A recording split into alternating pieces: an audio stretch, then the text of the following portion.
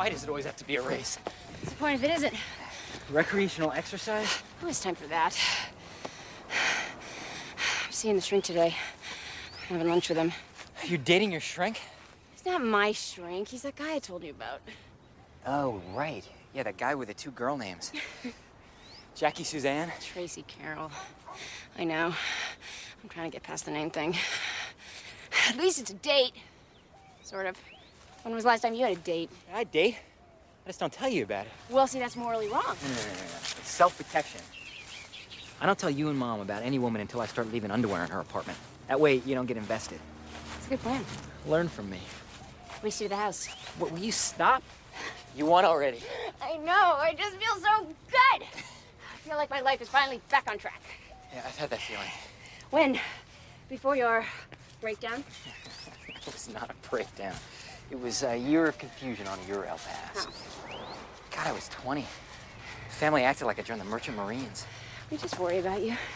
Why? Because my idea of success doesn't look like yours? I write, Amy, every day. And I'm good at it. I don't need outside validation to believe that. And there's something very wrong with you. You're about to be so sad. What do you mean?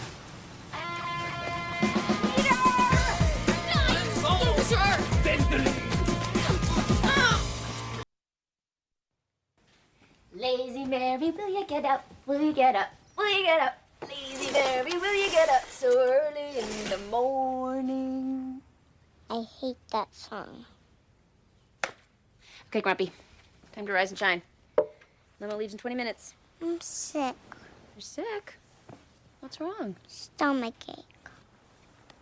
Well, you don't have a fever. You don't have to have a fever to be sick. Well, I think I'm going to need a little bit more evidence if you're going to stay home. I vomited in school last week. I hate to have that happen again. Yeah, I don't think last week's vomit counts. Come on. What's really going on? Miss Shalili hates me. Her teacher doesn't hate her. Well, she's picking up on something. My 6th grade teacher hated me. That's because you refused to say one nation under God during the Pledge of Allegiance. Separation of church and state? Lauren has never been a discipline problem before. Well, she's never been divorced before. Do you know that Mrs. Schlewy made her stand out in the hall for some minor infraction? That is not okay. We are going to have a little chat, Mrs. Schlewy and me. Maybe she's hostile because her last name is Schlewy. Mom, you mind if I take a shower here? No. This is not private school, Amy. These teachers aren't interested in hearing from you. You don't pay them enough. Yeah, we'll see. Where's Lauren? Lauren! I have a short calendar day. Well, you better move it. Short calendar days are the worst. No worse than any other day. Lauren? I'm staying out of it.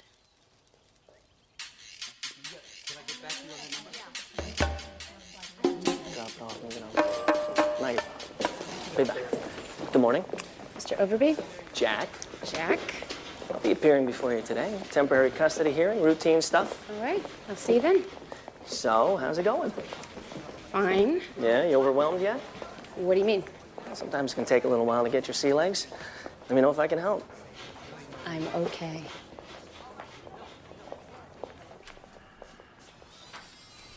You got a short calendar today. I'm fine. Thank you. How are you? What is this? Courtesy of Jack Overby. God, that man does not miss a trick, does he? Do you know what short calendar is? Matters that resolve in 15 minutes or less. Paternities, OTCs. I went to judge school. Yeah, hello. This is Amy Gray. I'd like to speak to Miss Schlewy, if possible. Oh, well, then I'd like to leave a message for her. Amy Gray, 5550172. Thank you. What's the docket? 54 cases. 10 walk-ins, 12 custody, a couple delinquency arraignments, plus all weekend arraignments and a surrender. We'll have to work quickly. Yeah, but I'm actually going to have to hear the cases to make an informed decision. Just try and pace yourself. What's up first? Emergency hearing. Potential kidnapping, frantic mother out front. Okay. Let's go. State your name for the record. Valerie Nolfi. Go ahead, Miss Namfi. My Aunt Marie's got my baby and she's taking him to Haiti. Okay, back up. Does your aunt have legal custody of your child? No. Was this a planned trip to Haiti? No. She was supposed to babysit Jean for the weekend while me and my boyfriend were moving. And we came to pick him up this morning and they were gone. The neighbor said she'd gone to the airport with the baby. The plane leaves in an hour. Why do you think she's doing this? I don't know. She's crazy. Where's the baby's father? He's on his way to the airport. He said he was gonna kill her. Let's run a record check on the parents for references to court cases or warrants. I just did. They're clean. All right, Miss Namphy, it's clear that your aunt is illegally holding your child. I'm issuing a warrant for her arrest. Thank you, Your Honor. And notify the police. Call Bradley International. Can I stop a plane from taking off? Yes, ma'am. Notify airport police. Tell them to stop the plane on the runway if they need to. All right, hit the ground running today. What's next? Hey, thanks for breakfast. I'm off. I've got a Sharpay with ear mites. You're invited for dinner, too. Oh, yeah? Let's see what today looks like. Well, who is Big Girl? And why is she swelling up like a freaking balloon and living in fear every moment of her life? She's got lupus and her neighbor's trying to kill her. Because she's got lupus. Because he thinks she convinced his wife to leave him for her minister. Is this the same one whose husband is HIV positive and won't use a condom? No, that's Hiawatha. I met Big Girl in the Home and Gardens chat room months ago. She's gotten very ill since then. I'm really worried about her. Mom, how do you know these lunatics aren't making this stuff up? It's like having a relationship with people who write on bathroom walls. Vincent, I was a social worker for half my life. Give me a little credit. I just hate to see you wasting your time, Mom. Speaking of which, aren't you late for work?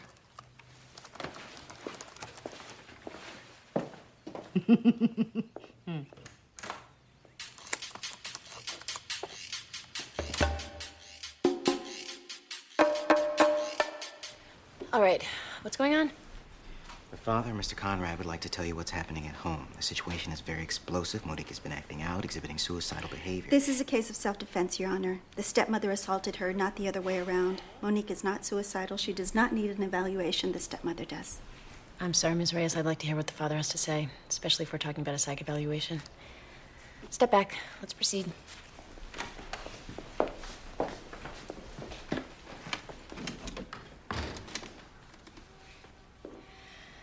Okay, Mr. Conrad.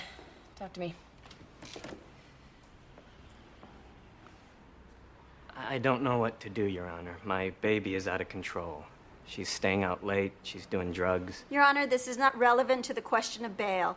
Counsel, I'd like Mr. Conrad to continue. Ever since I got married in July, it got worse. She and Diane can't get along at all. She's a monster. Shut up, you stupid bitch. Monique, that's enough. You're not helping. She's not a monster. But she's not acting right either. Two days ago, she sliced up her arm pretty bad with a razor, and last night she found my gun and she tried to shoot herself. I don't know what to do anymore. I love my baby and I love my wife, but this just isn't working. I can't have her living with us. She needs to be in a hospital. I'm sorry, baby. Patty? I'm sorry. You always take her side.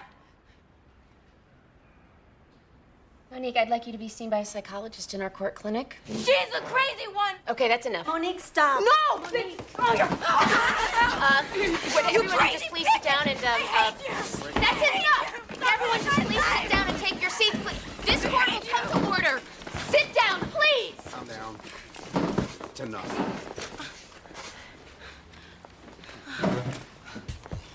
Your Honor, how about we take a short break? Yeah, let's do that. The record reflect the respondent just hit her stepmother in the face? Yeah, the record will reflect that. This court's in recess.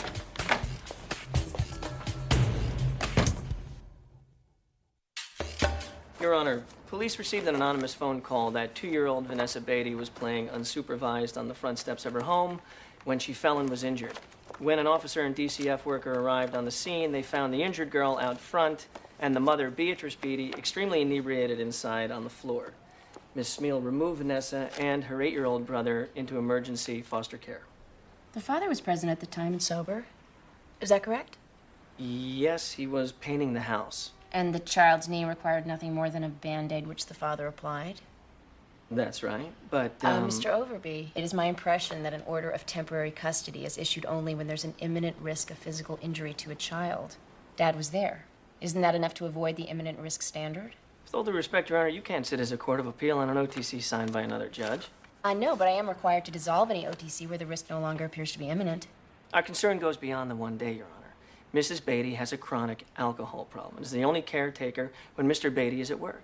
If we hadn't acted on this and something worse had happened to the And child... DCF would have been blamed and your office would have looked bad. I'm on to the drill. Are you suggesting that my motives are entirely political here? Because that is beyond offensive. I am suggesting that anyone who wants to take two children away from their parents for a skinned knee is at best not thinking clearly. There's no other relative to take care of the kids? No possibility of daycare? Mrs. Beatty would have to demonstrate compliance with treatment and clean urine for 3 months before we would send them home. Another 3 months. That's right. 3 months without their parents? What kind of damage is that going to do? We're talking about a 2-year-old and an 8-year-old here. Is that the best you can do?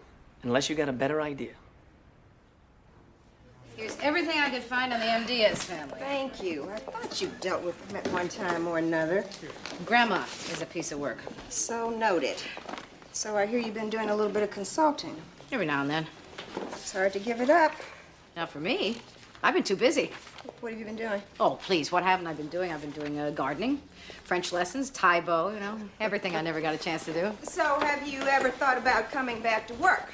No, thank you. Because I need you, Maxine. The department is not what it used to be. The system is falling apart. You trained all of us to do this work. You're the only one who can fix it. Nonsense. I can't. I'm sorry. Tanya, I'm busy, you know. I got plans. I want to bicycle across China. I want to travel to Brazil, Ireland, Vietnam, Cambodia. Cambodia is new. Amy needs me for Lauren. There's 1,000 things I want to do, and work is not one of them. You never miss it. Because it is one of the few jobs where you can say we really are creating change. You told me that the first day I started work. Remember?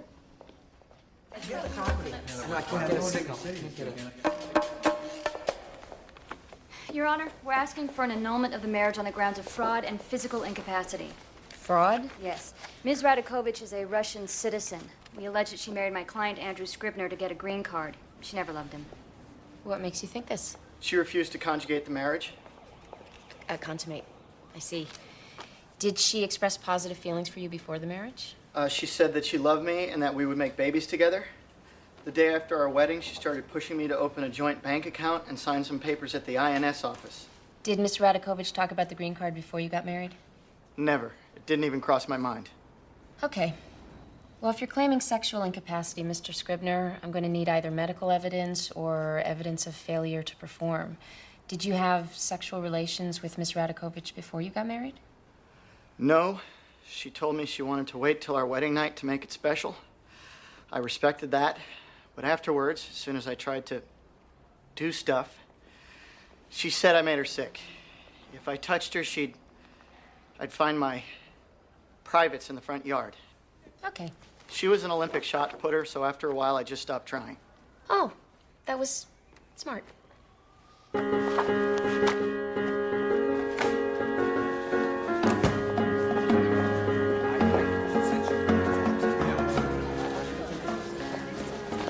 Hi. I made a reservation. I'm here just to tell you I can't be here. Oh. I have a crazy doc and I just can't take lunch today. I'm sorry. I usually don't do this on a first date. Oh, no problem. We'll just reschedule. Can we? That'd be great. I'll call you. Aren't you gonna be hungry? No, I have some mints in my purse. Wait a minute. Come on. No, Tracy, I'm really not that hungry. I got too much to think about. I'm a psychologist, trust me. Nobody does their best thinking on an empty stomach. Pretzels or chips? I don't really have time to eat that anyway. Chips, I guess. You really don't have to do that. It's cheaper than a restaurant. Apple or hard-boiled egg? Apple.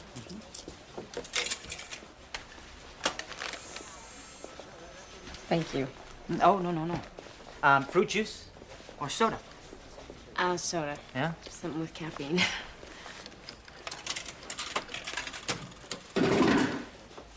Here you go. All the basic food groups.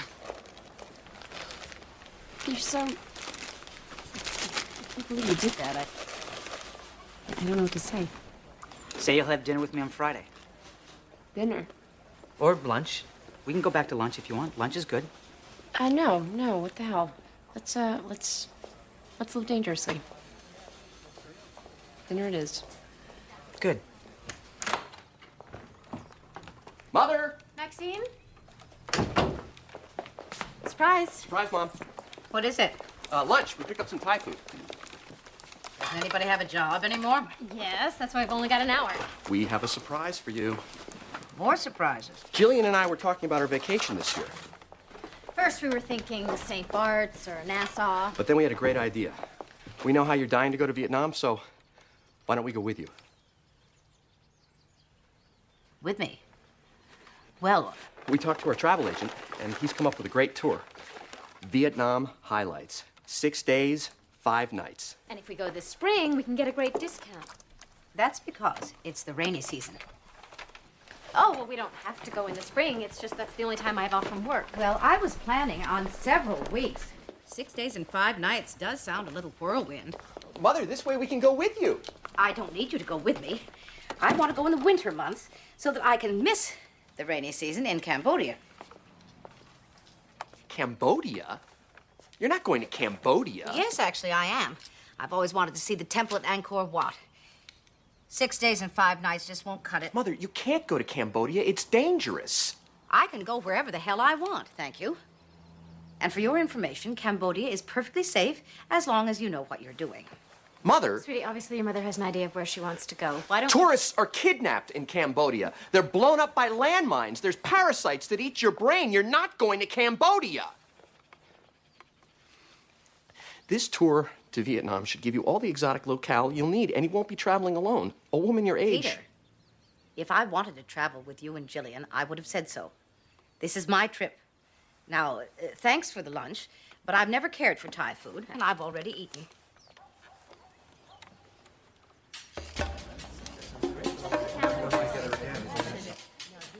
Ms. Namphy, you can't just take somebody's baby out of the country. Madame Namphy, si ce n'est pas votre enfant, vous ne pouvez pas le sortir du pays comme ça. Pourquoi j'aurais besoin de permission? Elle a laissé le bébé avec moi. Mais je voulais aller à Haïti. Je devais faire. She says she had to. Why? Pourquoi? Pour le bébé santé. For the baby's Ils ne well-being. vont pas à l'église. They don't go to church. La maison est dégueulasse. The house is dirty. Le bébé, il est une irritation de And the peau. baby has a terrible diaper rash. Oui, c'est vrai. Non, c'est pas vrai. Mais qu'est-ce que tu y connais? Comment peux-tu Non, tu savais même pas. Ah, Qu'est-ce que c'est tu y vrai. connais? Oh là là, dis-moi. Don't, you're really pissing me off now. Okay, that's enough. That's enough. That's enough. Ma'am, taking a baby who does not belong to you to Haiti, Madame, si vous amenez un enfant qui n'est pas le vôtre à Haïti, no matter how you feel about his care, n'importe comment il est soigné, is not okay. ça ne va pas. You do it again, you end up in state prison. Si vous le faites encore, vous finirez par la prison. Comprenez-vous? Oui. Good. All parties are free to go. Allez, allez. Allez. Did Lauren's teacher ever call back? Nope, sorry, niece.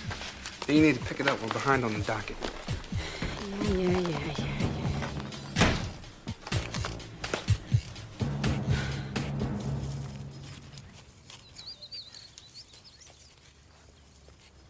Grandma! Out here. You're home early.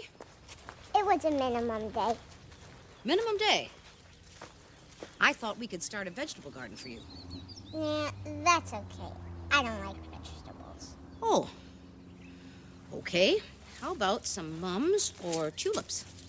Dirt has worms in it. Can I go do my homework now? What kind of homework? Homonyms. Oh. Well, better get to it.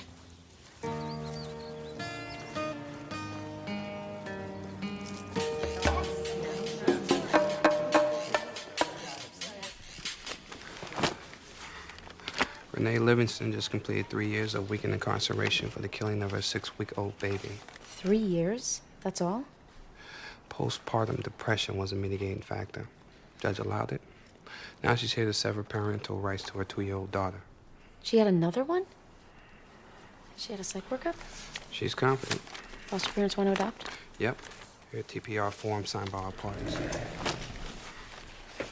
Mrs. Livingston, you're here to surrender your child, thereby terminating all your parental rights forever. Is that correct? Yes, ma'am. Melody's been living with the Dowds since she was born. They take real good care of her. I can tell from the pictures that they send. They write me letters all about her. You understand that if I sever your parental rights, the Dowds will be under no obligation to keep in contact with you. I know. Mr. Kramer told me that. Okay. I'm gonna ask you a few questions. Are you surrendering this child of your own free will and only because you want to and for no other reason? I am. Do you realize that once I approve of this surrender, you will no longer be the mother of this child for any purpose? I need you to answer audibly, Renee. Yes. Do you understand that the surrender is effective immediately and that you cannot change your mind thereafter? Yes.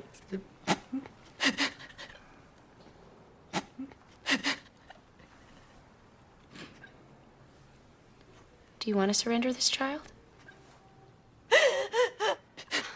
I need you to answer me, Renee. Do you want to surrender this child? Yes, ma'am, I do.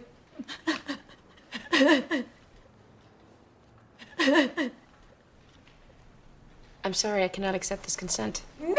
This woman is not ready to sever her parental rights. I can't accept it. Your Honor, I move to amend the pleading and add grounds E and F. Renee Livingston killed her first child. Under Connecticut law, that fact alone is enough to terminate her parental rights. Set it for trial. This court's in recess. Court's recess 10 minutes.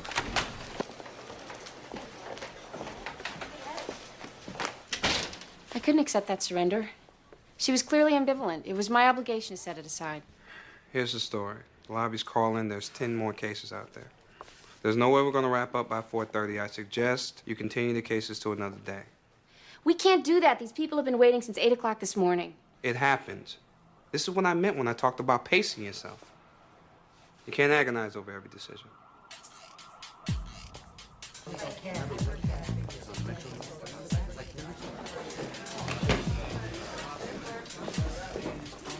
I understand that you've been waiting since early this morning to be heard. On behalf of the court, I apologize. I'm sorry, but due to the caseload, I have no alternative but to continue your cases.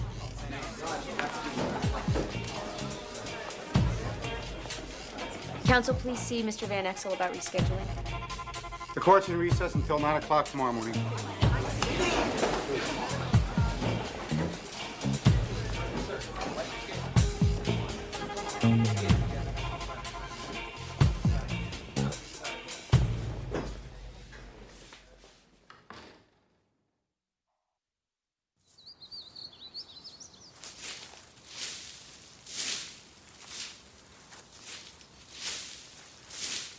You're gonna die, Grandma. This may come as a shock to you, Lauren, but we're all gonna die sooner or later. 1 in every 5 deaths in America is smoking related. Really? Well, the French smoke more than we do, and they live longer. Here, I'll finish this file for you, and you can jump in it. Do you want to die, Grandma? Lauren, smoking is bad. I should quit. I will quit. But the thing for you to remember about all this is, you're not in it. Anyway, believe it or not, I'm rumored to be in excellent health. But you look old. Lauren, your opinions are not as fascinating as you think they are. Why are you so grouchy? Because I have earned that privilege. Now, there. You want to jump in them or not? Aren't there bugs in there? Probably.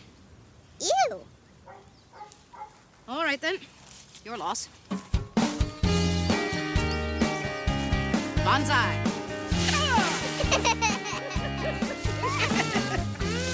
Come here,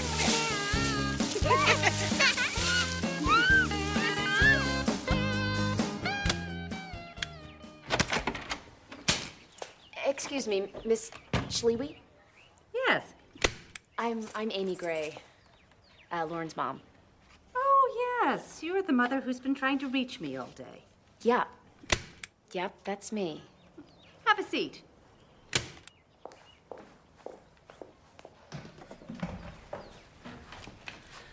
Mrs. Schlewy, Lauren has gotten the idea that you don't like her. Huh.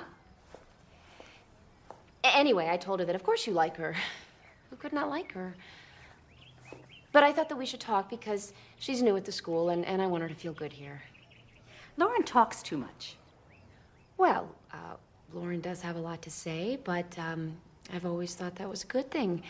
She's a bright girl who contributes. Mrs. Gray, Lauren talks way too much. She distracts the other children.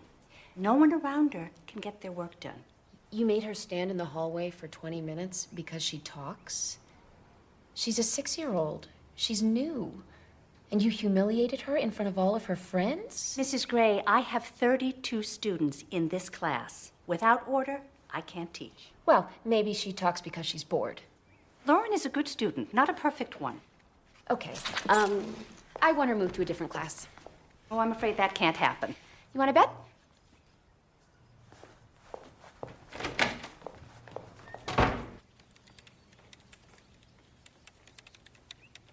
Did you really make this yourself? Mm-hmm.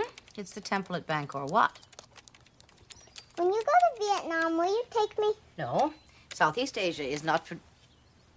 What is that on your head? My wig. Mom bought it at a garage sale. It belonged to some lady who died. It's lovely.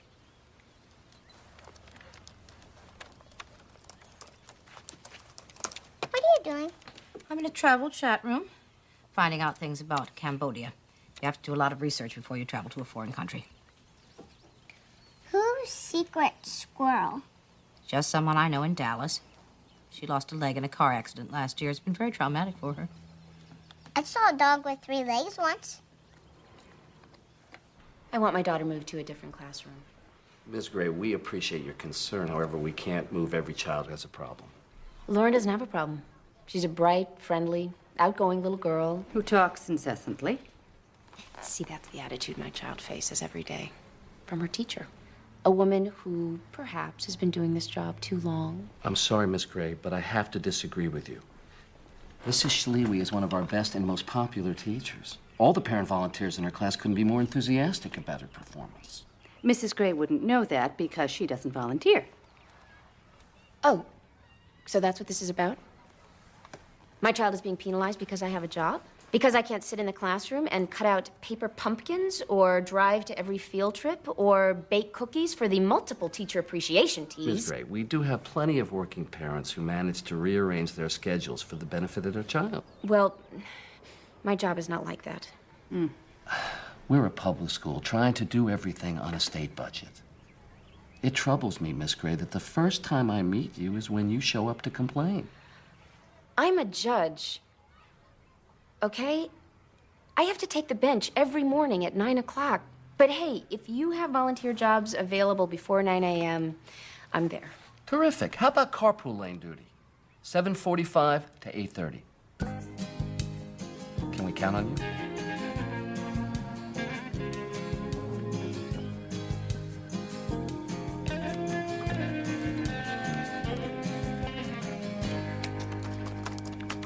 What's anorexia? It's a disease women get from reading magazines. Hey, guys. Hey. What are you doing? We're talking to Grandma's friends. One of them only has 1 testicle. Grandma, you really think this is a good idea? There's no harm to it. It's a travel room. We mostly talk about hotels. And genitals, apparently. I got you some salad stuff at the farmer's market. You have no food in your fridge. Don't put that there. Does Amy know this is what you two have been doing all afternoon? Is there a problem, Vincent? Hey, I have no kids. What do I know? My point exactly. It's just I left you 12 hours ago in front of the computer. Is that your business? You don't have to check up on me. I'm fine. You want me to put your groceries away? No, I'll do it. I'll help you, Grandma.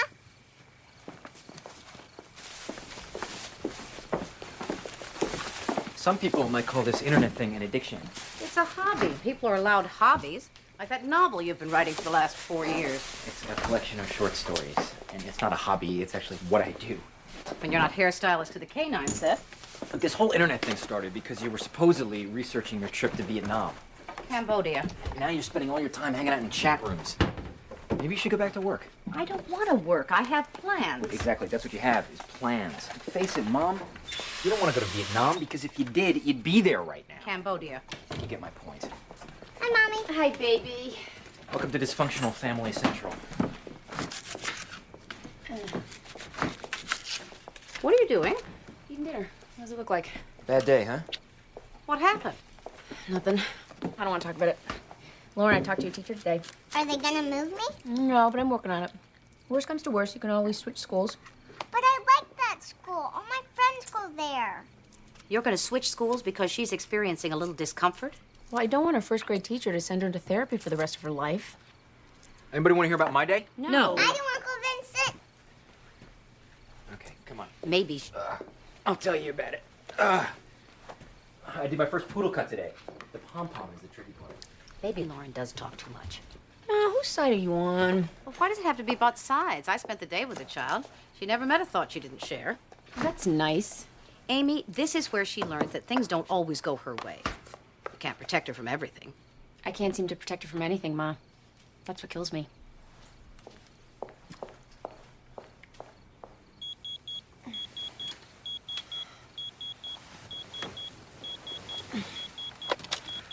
Hello.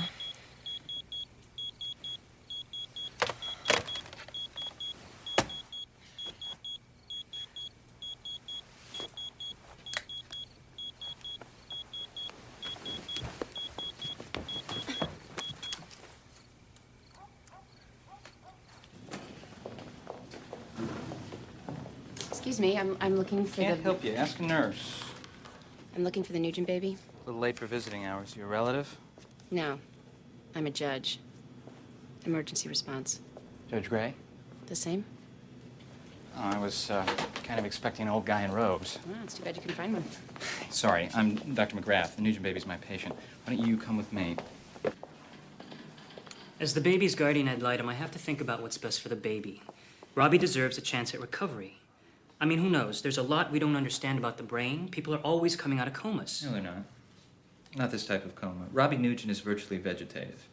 The only brain activity we can find is in the lower part of his brain, the part that controls his heart and lungs.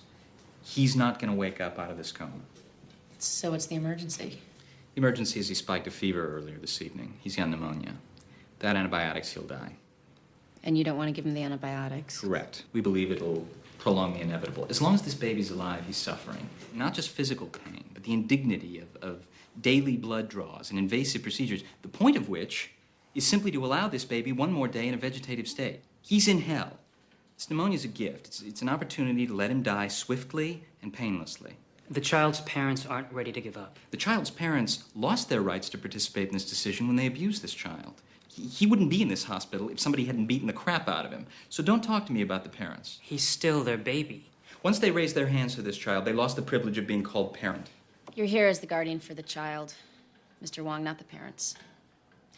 Do you believe it's in his best interest to go on living this way? I'm just not comfortable with the decision being made so quickly. Dr. McGrath? He's been in a coma for 3 months. No sign of improvement. He's intubated. He's got a feeding tube in his stomach. He's gonna die. It's just a question of when. All right. I need to think about this for a moment.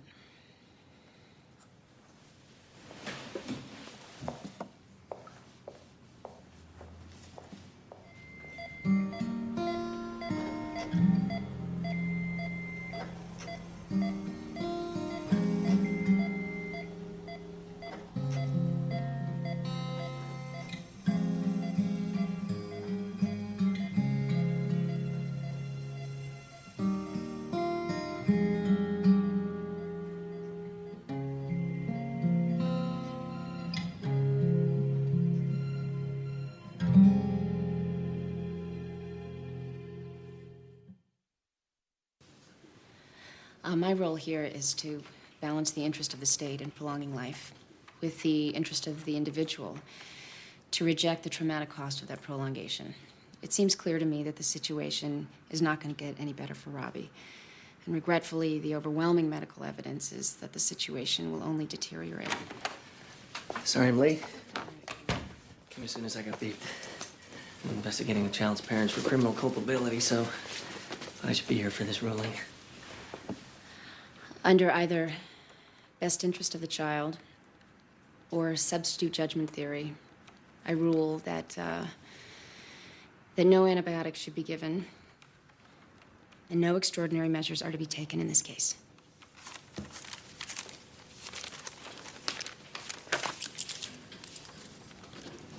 Thank you.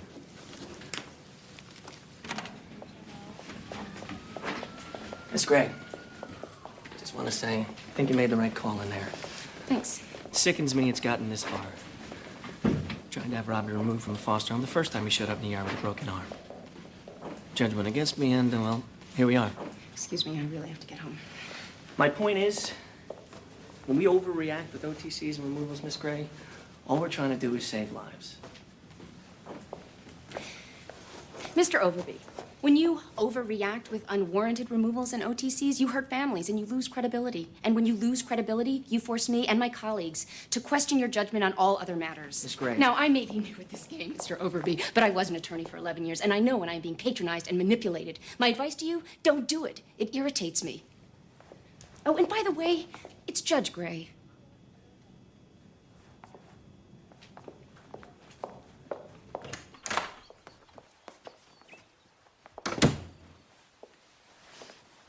This isn't gonna work. Good morning. What were they thinking? Do they let just anyone do this job? I quit. This is a phase, Amy. The quitting phase. You'll get through it. No, I'm serious. How can they let me make decisions? Who thought that was such a great idea? Well, it's either you or someone else equally unprepared. People are betting on you. Well, they shouldn't. I blew it yesterday, Ma. I didn't finish my docket. You'll do better today. Just look at my life. I spend my entire day, and sometimes my nights, trying to determine the best interest of the child. Meanwhile, I have no idea what the best interest of my own child is. Oh, God. You need a nap. Oh, I don't have time for a nap because I have to be in court in an hour to hear another 60 cases. Oh, Ma, I've always felt so competent together. Nothing like this has ever happened to me before. That's because nothing has ever happened to you. You had it easy until now. You don't get to be the person that doesn't experience any pain. This is what life feels like when you risk things. Just tell me there's an upside. There is. I'm taking on a couple cases. The department needs me. What? Well, it's temporary. Tanya wants me to help out. This doesn't feel like the upside. He's a little right, Vincent. I may be out of practice talking to real people. What am I going to do with Lauren? We'll work it out. What about Vietnam and then the Temple of Whatchamacall? What about your dreams, Ma? Until 1967, it was legal to beat your kids. Did you know that? Or anybody's kids. They were just property. I didn't only do my job, I helped create it. You sure this is what you want to do? Sure. People do what they want to do. The rest is just excuses. Hey, Ma, can we get back to the upside? When you see it, you'll know. Up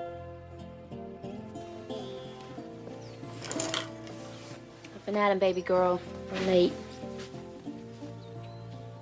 I'm sick. You're not sick. I hate school and I hate Miss Shalewy. Well, here's the thing, sweetie. You are in Mrs. Schlewe's universe now, so you've got to play by her rules. How? Well, to begin with, you could try not to talk too much. That's an area you could work on. But Miss Shalewy never puts my art up on the wall. Baby, I'm here to tell you that on the scale of all things bad and horrible, Mrs. Schlewe is just an annoyance. You'll survive this. Now, come on, get up and get dressed. We've got to be at school at 7:45. Why? Because we've just got to try to be better.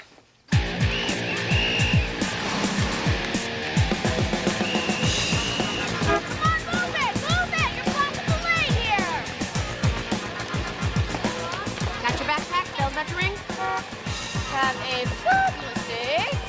You're all set? Here, come on. That's my mom.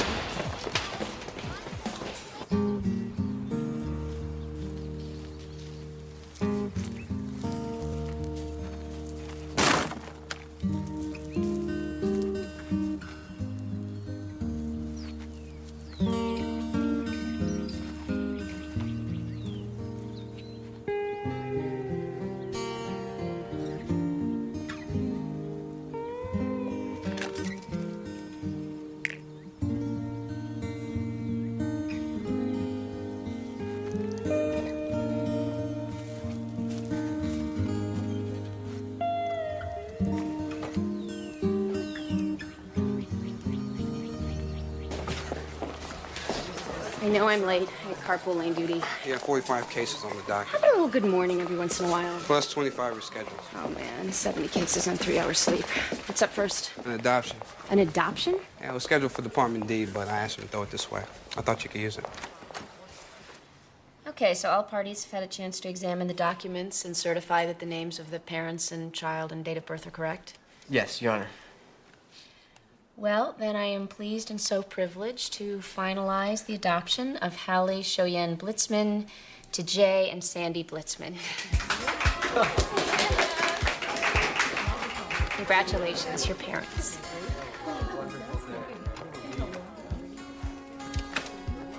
It's for the baby.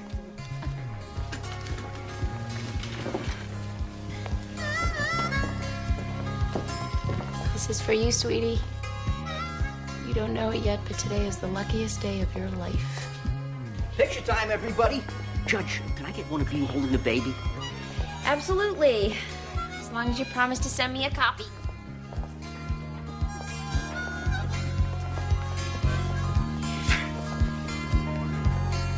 That'll go. Great. Okay. More. Excellent.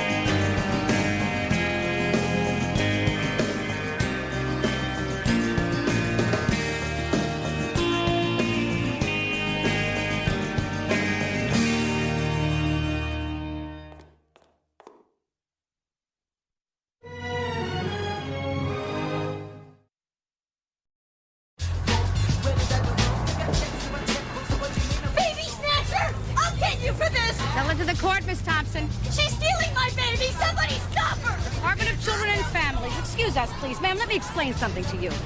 This is the second time that you have left your 2-year-old overnight in a daycare center. The reason they call it daycare is because you're supposed to pick your child up at the end of the day. I was sick. I couldn't get out of bed. Where did you take her? She's with DCF, that's all I can tell you. When my boyfriend finds out, you're in trouble, lady. You'll be notified of a court date. I suggest you go into the piggy bank and hire a lawyer. And for the record, don't threaten the social worker. It doesn't look good on the report.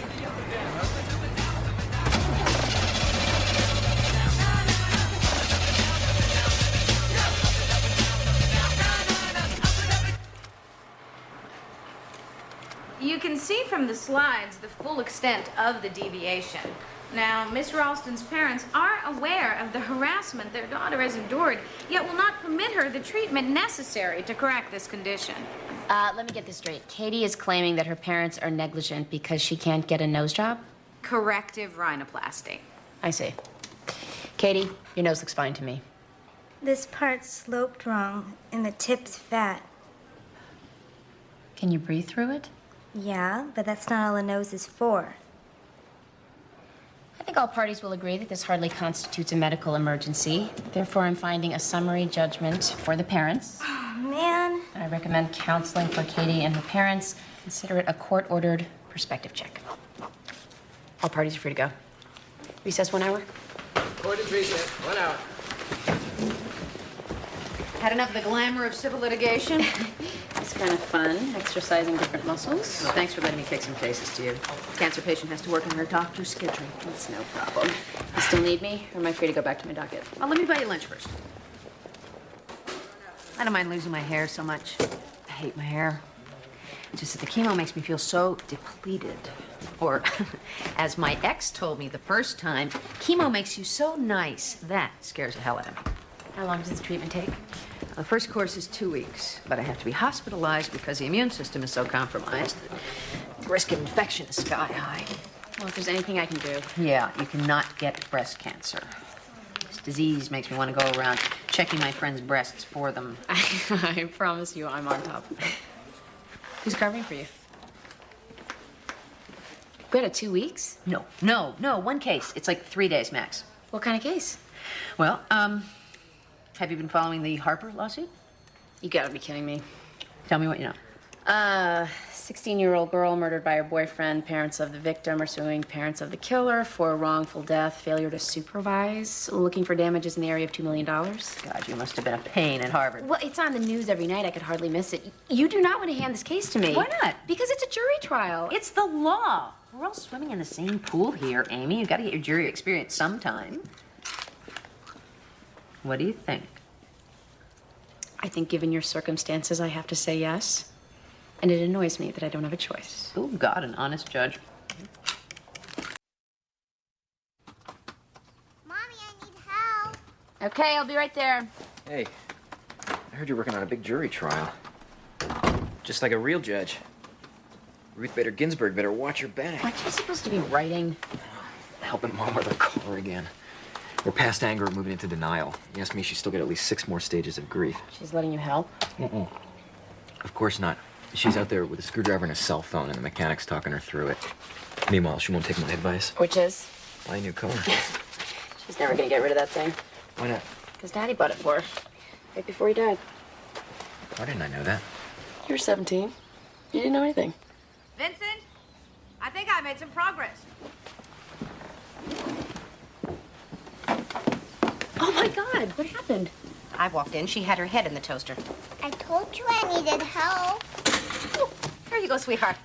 No worse for the wear. How old is that thing anyway? Vincent, don't start about the car. I was talking about the toaster, actually. I think I'm starting to identify a pattern.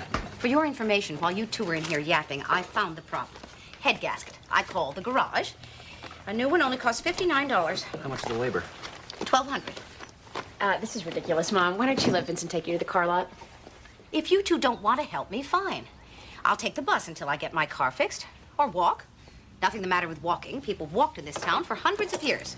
I'm going to the market. Don't forget the ice cream for tomorrow. Wait, what's tomorrow? My sleepover. The sleepover. On a weeknight? It's teacher's workshop. There's no school. I promise, Ma. But you're just about to start your first jury trial, Amy. This is hardly the time to... Okay. Okay, give me the money. Can you get me a Neapolitan? Don't push your luck. Neapolitan. Oh. Would you feel that fresh air? How long do you give her? Out of the driveway. Honey, get your bag. We're gonna be late.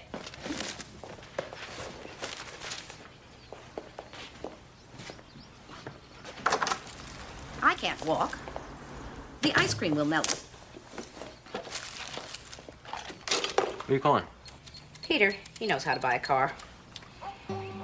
How's game? Good. Can you tell me more? Thanks, Colin. I retired. Good morning, counsel. Alex Reams, it's a pleasure. Stuart Collins for the plaintiff. Stu Collins. I wasn't sure you'd remember. We were at Harvard together. Of course, trial law, Professor Larkin's class. He was bare, wasn't he? He nearly convinced me to choose another profession. Yeah, I remember him saying, Ms. Gray, there are several areas of the law in which you'll never have to enter a courtroom. I suggest you gravitate in that direction. I guess he was wrong. Looks that way. Well, as you both know, this case has serious and long-reaching implications. One child is dead, the other is convicted of murder and is serving a life sentence. What we have to determine is whether or not the parents of the murderer were cognizant of the boy's intentions and were in a position to stop them. It's a volatile situation, and I'd like to keep the showmanship down to a minimum. I'm sure we're all on the same page. A certain amount of emotion is inevitable. Yeah, I'm aware of that. But facts will determine this case, not feelings. That's what the jury's going to hear. I don't want anyone turning this into Andrew Lloyd Webber. I promise not to sing. Fine. Let's pick a jury.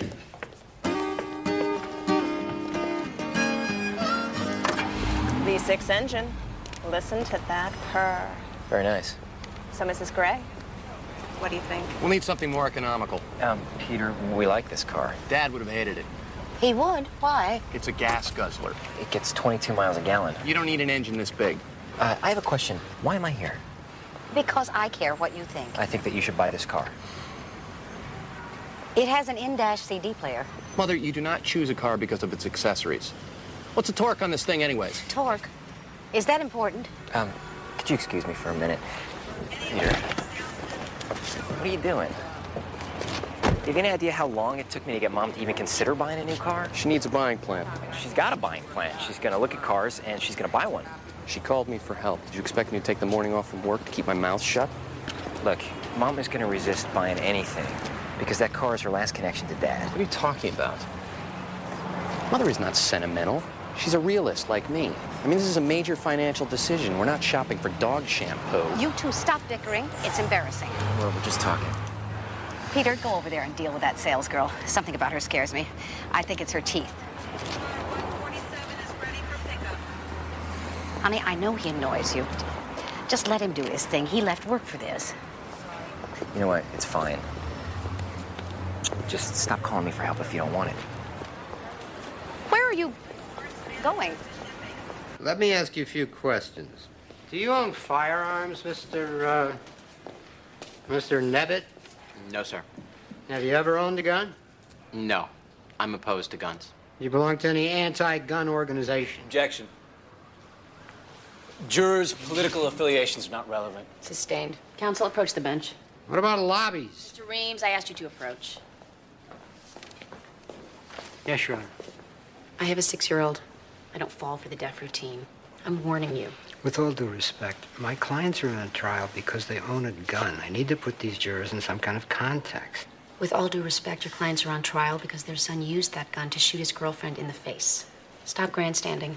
Move on from this line of questioning. We have a lot of jurors to get to. I want this juror disqualified. Motion denied. He'll never be impartial. I am not going to let you waste my time by filling the jury with a bunch of NRA members. Now move on. Your Honor, since this is your first time presiding over the voir dire process... Finish that sentence and it could be your last in this courtroom.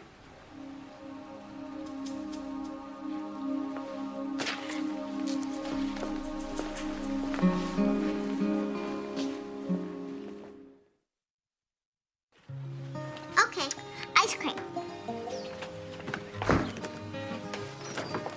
Check. Microwave popcorn. Double check. You do realize how much this is costing? Chanel had pedicures at her house. At a sleepover? And the lizard lady. Wow, not at the same time, I hope.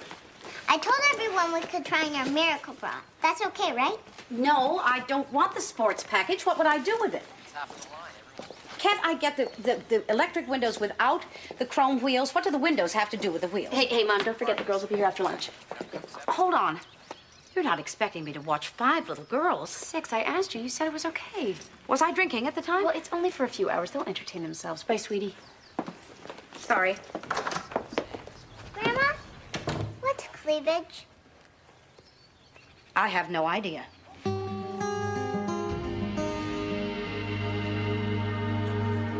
Mrs. Spellman, your son Josh is currently serving a life sentence for murder. Is that correct? Yes? For the murder of 16-year-old Jeanette Harper, correct? Yes.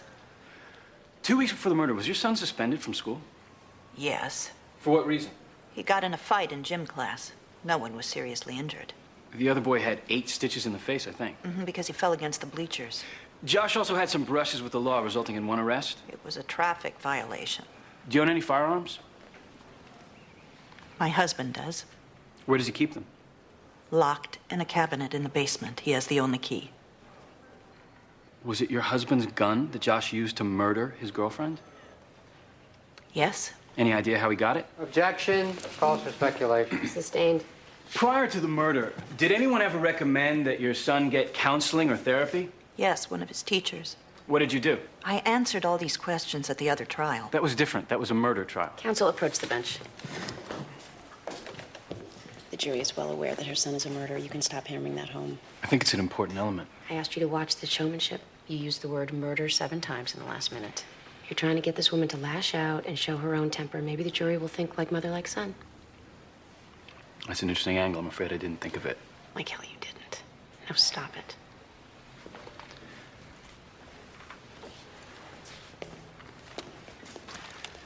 Mrs. Spellman, did you take the teacher's advice and send your son to therapy? No. Why not? Why not? He didn't seem that bad to us. He didn't seem that troubled.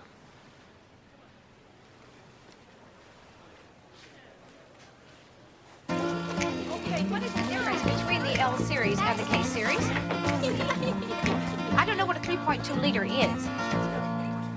When did cars switch to the metric system? We're bored. That's funny, I'm not. Can you take us bowling? No. How about the arcade? Sweetie, I don't even have a car that works right now. You have 5 friends. You can't entertain yourself? Your mother's new laptop computer's in her room. Why don't you go and play with that? We already did. I think Chanel broke it. Sweetie, I really am busy. May I call you back?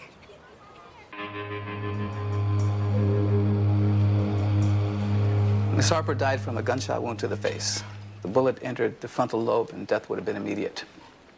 The shot was fired from a .38 caliber pistol. A pistol which was registered to Mr. Frank Spellman. Objection. Dr. Atkinson is a medical examiner, not a gun salesman. Overruled. I withdraw the question. Your Honor, at this point, I would like to submit Exhibit A. Photos taken by the coroner at the scene of the crime. Approach the bench. Your Honor, no one is on trial for murder here. Josh Spellman has already been convicted. Why should we ask the jury to examine the evidence of the crime? The defendant's demeanor prior to the act and the rage with which he committed the crime are arguably relevant to the parents' knowledge of his behavior. Let me see the photos again.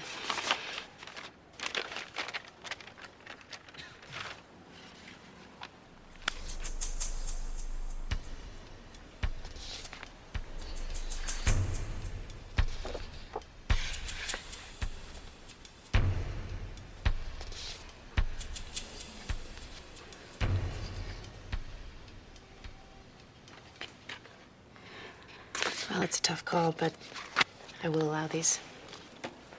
Your Honor, Wait. I think we're ready to revisit the idea of a settlement.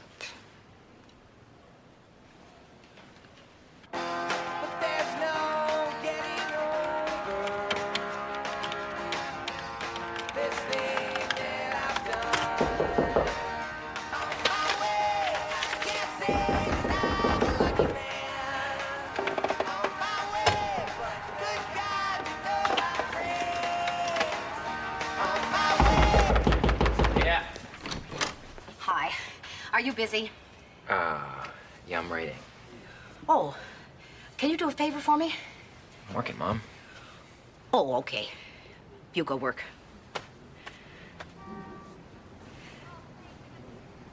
What? It's not a big favor. It'll take 2 hours. I'll pay you for it. No, wait, you don't have to pay me for it. What, no, is it something to do with the car? Sort of.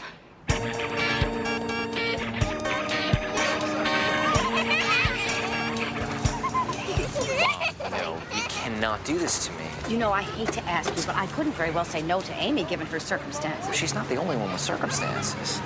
If I don't get a car soon, you both will end up driving me around. Now, which is worse? Our offer's what it's always been, 200. That is an insult. The Harpers feel that their daughter's life is worth more than their house. We're asking $2 million, and that's a bargain. You can't meet us halfway. Not even close. I just don't see that much evidence against my clients. I've got a grieving mother who's going to go on the stand and obliterate the evidence. You give me a decent number, I can stop that from happening. Mr. Collins, we are not going to discuss this trial as if it were a chess game. If you are betting on me allowing some melodrama for the jury, you might want to look at that number again. Come on, you know that offer's ridiculous. Don't let him intimidate you. You are ethically obligated to take that offer to your clients. Amy, I'm telling you, they've given me a bottom line. The answer is no. I meant to say Judge Gray. You meant to say Amy. Try that in court and I'll cite you. Gentlemen, it looks to me like this case is going to the jury.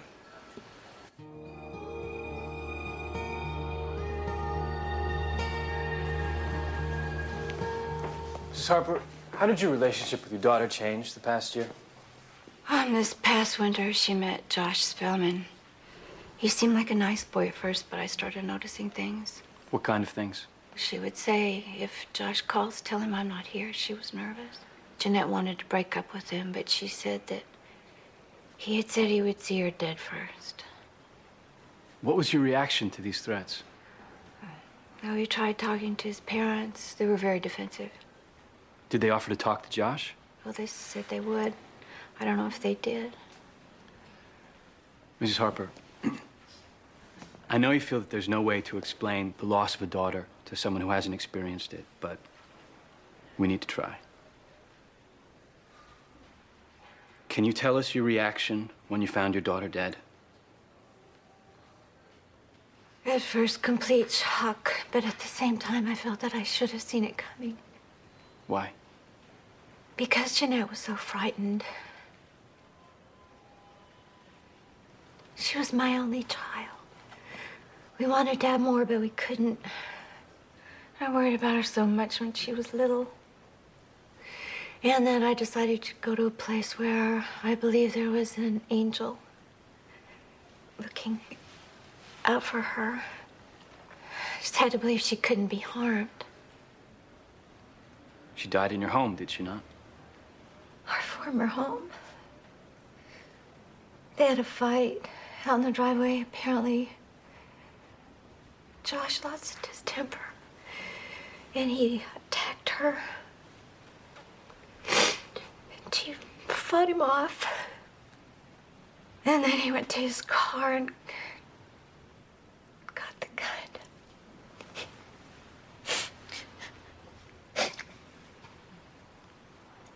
Is there anything else you'd like the jury to know about your daughter? She was very funny. She liked to laugh. She was always telling jokes. When Jeanette was around, there was always laughter in the house. And then one day, it just stopped.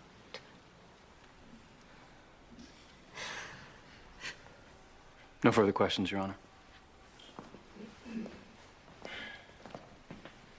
Cross-examine Mr. Reams. I have no questions, Your Honor.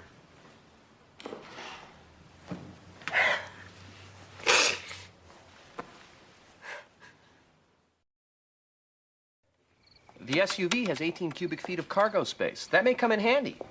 I don't see myself in an SUV. I'd be afraid I might run over someone. Well, the women at the office have them. They swear by them. It's not like I have a lot of passengers. You might, one day. True. If those fertility drugs kick in, we could fill up that SUV in one go. Can we change the subject? You brought it up. Look, you two, if I may offer an opinion, being angry at each other is not the fastest way to get pregnant. You need to take a meditation classes or something. Mother, you never had infertility problems. You don't know. I'm not infertile. I have fertility issues. All I'm saying is that it hurts me to see you both so tense. We're not tense. We're here to talk about cars, so let's just do that. That's it. I'm gonna go look for them. Well, sweetheart, it's only 6 o'clock. Yeah, still, they should have been here by now. Well, you know Vincent. He probably thought of someplace creative to take them. Mom, I asked you to take care of them. But he wasn't busy. It's one afternoon. That's all I asked. I'm in the middle of this trial, and I am redlining in the all-I-can-handle meter.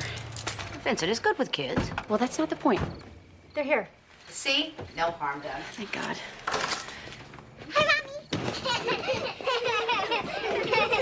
I think. Where have you been? Video King, Pizza Fantasia, and Candy Palace. My van is now unfit for dogs. I'll give you my wet dry vac. It's amazing. Can't wait. How goes the car search? We're closing in. I'll be outside chiseling cheese off my odometer. Oh, wait. I said I'd pay you. I said no. What have I done now?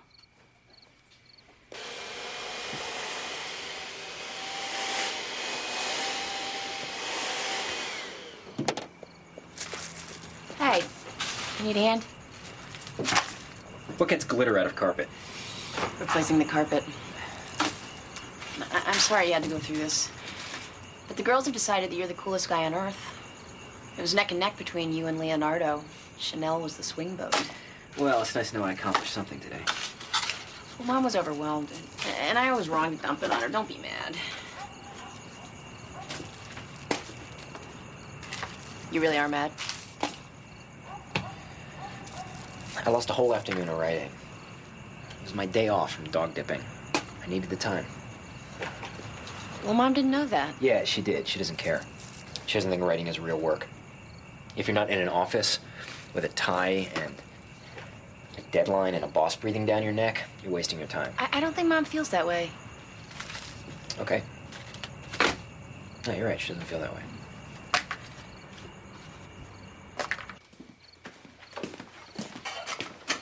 I got most of the candy out of my van. I'm taking off. Okay. What? I don't know. Thanks for helping out. I offered to pay you. It's not about money. I believe I already thanked you. No, actually, you didn't. Thank you, Vincent. I didn't realize it was such a huge imposition. It was. Look, I was busy dealing with the car business. You weren't doing anything, so I wasn't doing assumed... anything. I was writing, Mom. You can go back home and write now, can't you? There's this concept known as concentration, train of thought. Okay, I see what you're saying. I'm sorry that I interrupted you. Thank you. But it's not as if I haven't helped you out on a number of occasions. Well, I do not want to start keeping score with you. No, I think that's exactly what you want to do. I'm on trial for my parenting skills. I wasn't a perfect mother, but my family has always been top priority. Yeah, I know that. Really, you know that? Is that why you call me up daily saying, Mom, thanks for everything you've done for me? Is that why you sent me flowers on Mother's Day or even a card? I took you to lunch. Let's just drop it.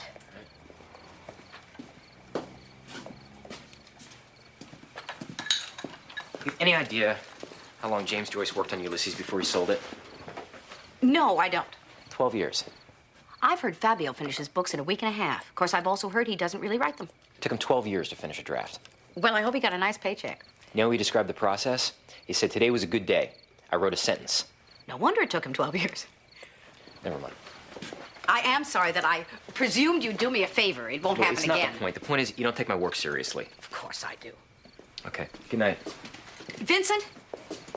Vincent, it pains me to say this to you, but if you take yourself so seriously, why do you spend your time washing dogs? Yeah, I have to pay the bills. Pay the bills with your writing. Yeah, I'm trying to do that. You won the pushcart prize. I understood how important that was. You're the one who walked away from it all. Let's not go there, okay? I do take you seriously. I take all of my children seriously. But I always thought you had the most potential, and I think you're squandering it. I'm squandering. How am I? Because my success is not happening on your schedule? Writing is a mysterious thing. I don't know where it comes from. I don't know where it goes when it goes away. It's fragile. I'm trying like hell to hang on to it, but I can't do that if you won't respect my choice of profession and give me some distance. Fine. Take all the distance you need.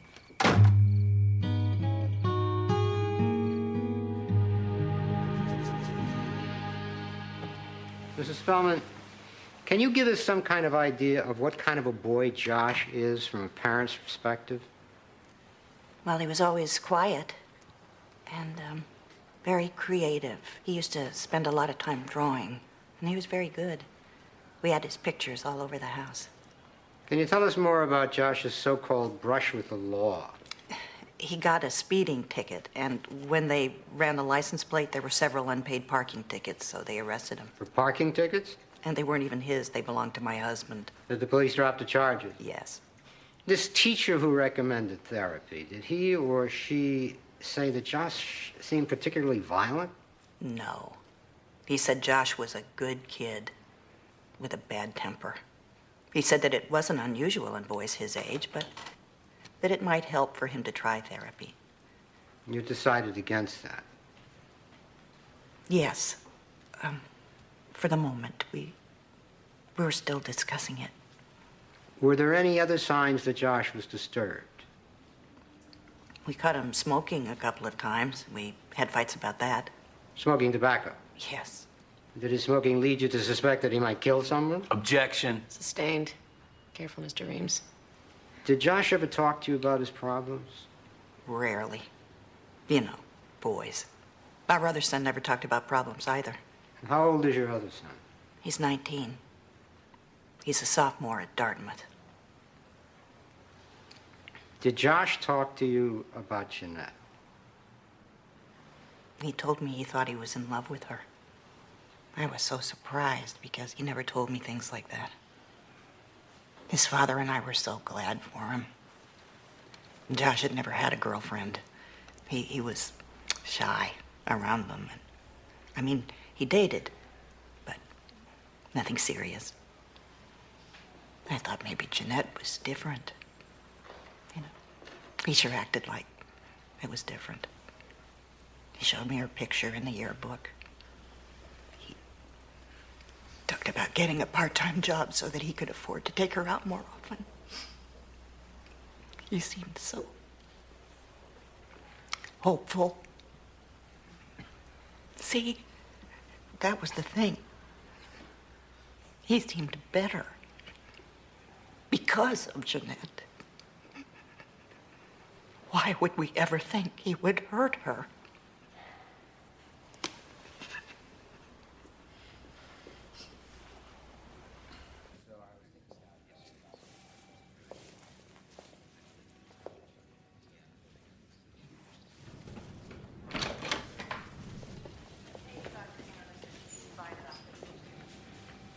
Hey. Hey. Visiting hours are over, but I'm afraid I used my clout. I said I was on official business. How's it going? Oh, please, I don't want to talk about me. Too bad, I do. It's going well, I think. Defense rests tomorrow. I look that good, huh? No. I just want to see you back in court. Yeah, me too. You know, I'm the one who's supposed to be scared here. I'm not scared. Don't take up poker, you lie like a nun. No, the case is getting to me, I guess. I keep looking over at Josh Spellman's parents, like, how could you not have known? And on the other hand, the Harpers thinking that money is going to make up for the loss of their child. I don't think I'm being very objective. No, you don't have to be as a person, just as a judge. I don't want to let you down. I mean, it's your case. It's your courtroom. It's your decision. I gave you the case because I trust you. Why? Because you're compassionate. I have to check my compassion at the door. Says who? Gotta think about the law, not the people. Well, what do you think the law is for? When you uphold the law, you uphold the good of the people. Not just the people in your courtroom, all of them. Nobody loses. I'm afraid of making a mistake. Amy, look at me. Now, from where I sit, there's only one way to go. Be fearless.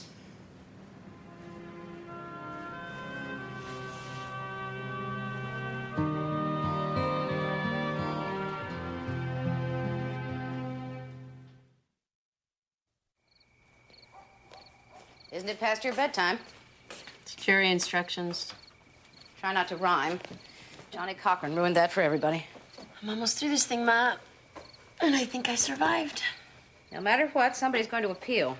You have to be sure the verdict stands. You don't want to get reversed your first time up. You think the worst case scenario has not occurred to me? Sorry. I anticipate.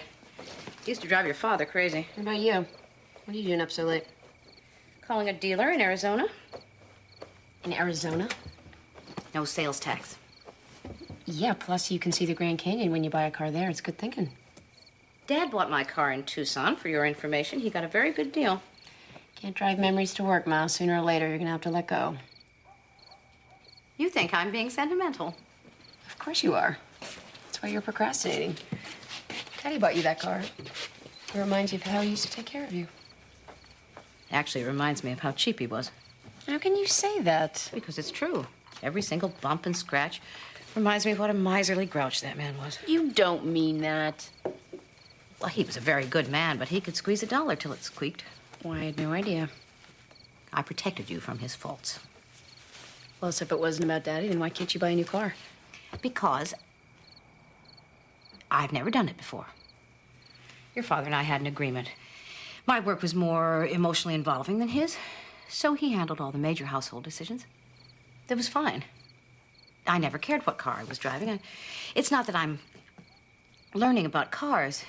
It's that I'm learning how to care about cars. You miss him.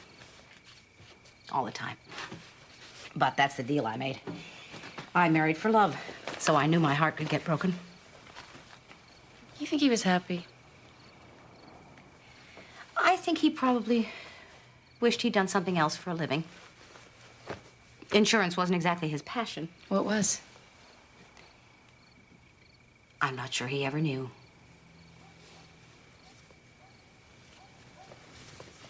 I remember when I started law school, he said to me, If I had to do it over again, I wouldn't have had a 9-to-5 job. He was very proud of you. Yeah.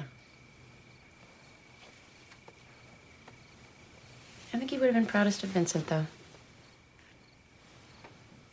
For going a different way. Ladies and gentlemen of the jury, it is now my duty to instruct you on the law that applies to this case. This has been an emotional trial, and it may be tempting for you to vote with your hearts. I must instruct you not to do that. Sympathy is an important virtue, but it is not justice.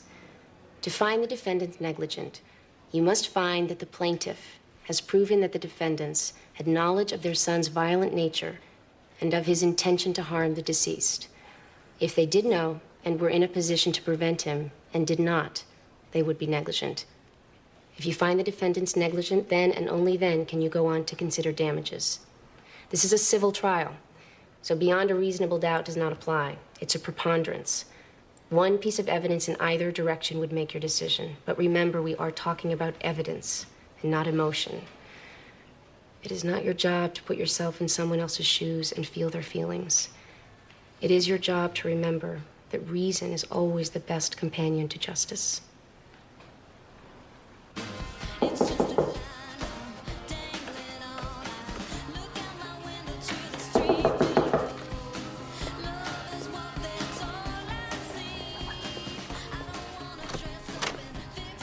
Mom, what's wrong? Nothing is wrong. Can we talk? I'm a little busy. Vincent, I'm sorry about yesterday.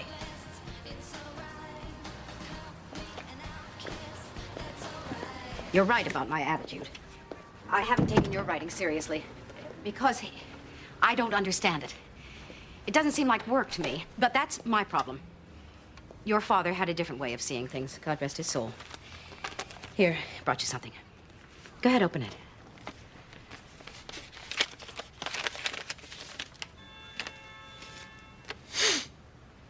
It's $8,000. It was going to be a down payment for a new car, but I don't need a new car. A used car will be fine. I'd like you to use that money to quit dog grooming and concentrate on your writing. Mom, I don't want your money. Don't be silly. That money can buy you a lot of time. I'm doing fine. I don't want your money. Then what do you want? I don't want anything. This could be a nice safety net. I don't want safety. That's what you want from me. I chose something else. I chose a hard job with a lot of risk. Stop expecting it to translate into something that looks like Peter's world or Amy's world. This is mine. Just let me have it. When Daddy died, you were a boy. And you were the only one that was left at home with me. I felt I had to protect you from everything. And I felt I had to depend on you for strength. I think I did too much of both. I don't mind letting you go. I just don't want to lose you for good. It's not gonna happen. Okay. I'll take your word for it. Now I'm leaving. You know what Dorothy Parker said about writing? It's the art of applying the ass to the seat. Goodbye.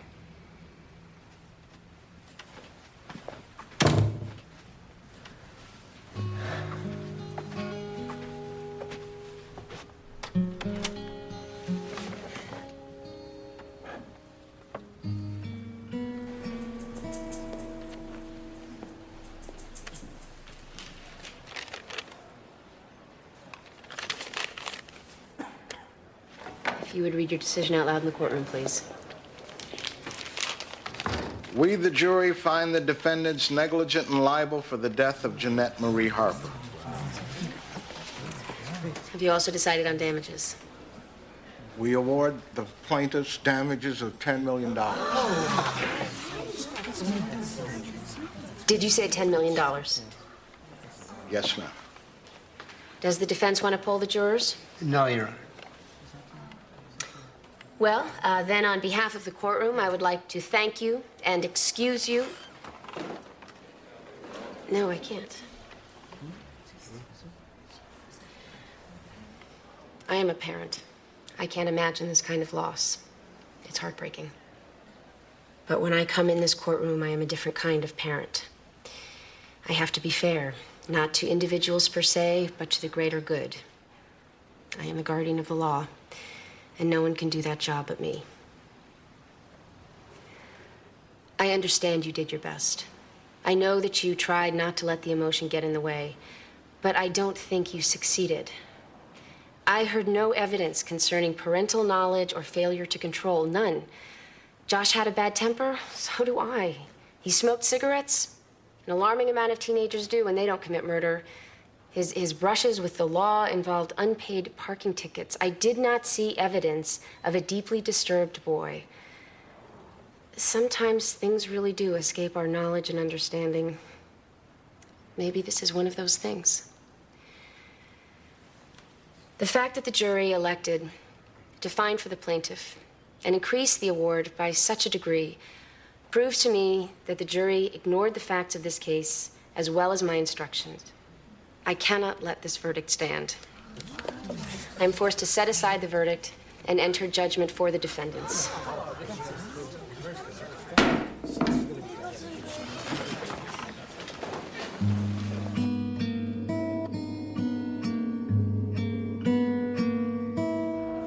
These two for me and two for the upstairs clerk's office. You know those? Excuse me. Your Honor, we just want to thank you. Don't. Judge Gray, this is outrageous. It's unheard of for a judge to dismiss a jury finding. It's unusual. It's not unheard of. You know I'm going to appeal. I won't even touch another case until I do. I never doubted it. What I'll be forced to say is that your inexperience in this area interfered with the proper findings. Say whatever you have to say, Mr. Collins. And that there might have been a personal component. You were against me from the start, and you know it. You want to know the truth? I was for you the whole way. I wanted you to find a way to make the Spellmans accountable. Like anyone else, I want to believe the fairy tale, that this kind of tragedy is foreseeable. It would help me sleep better at night. I found against you because you didn't prove your case. And something else, I happen to remember something Professor Larkin said about you. He said you had a genius for theatrics, and it would take you as far as you wanted to go, until you hit a judge who was smarter than you. Well, guess what just happened?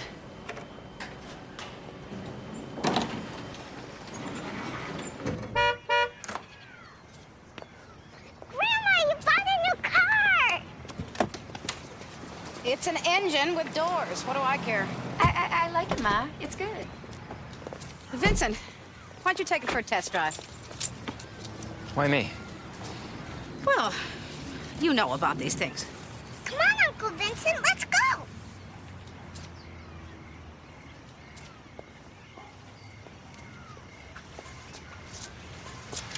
This is nuts. I don't need a new car.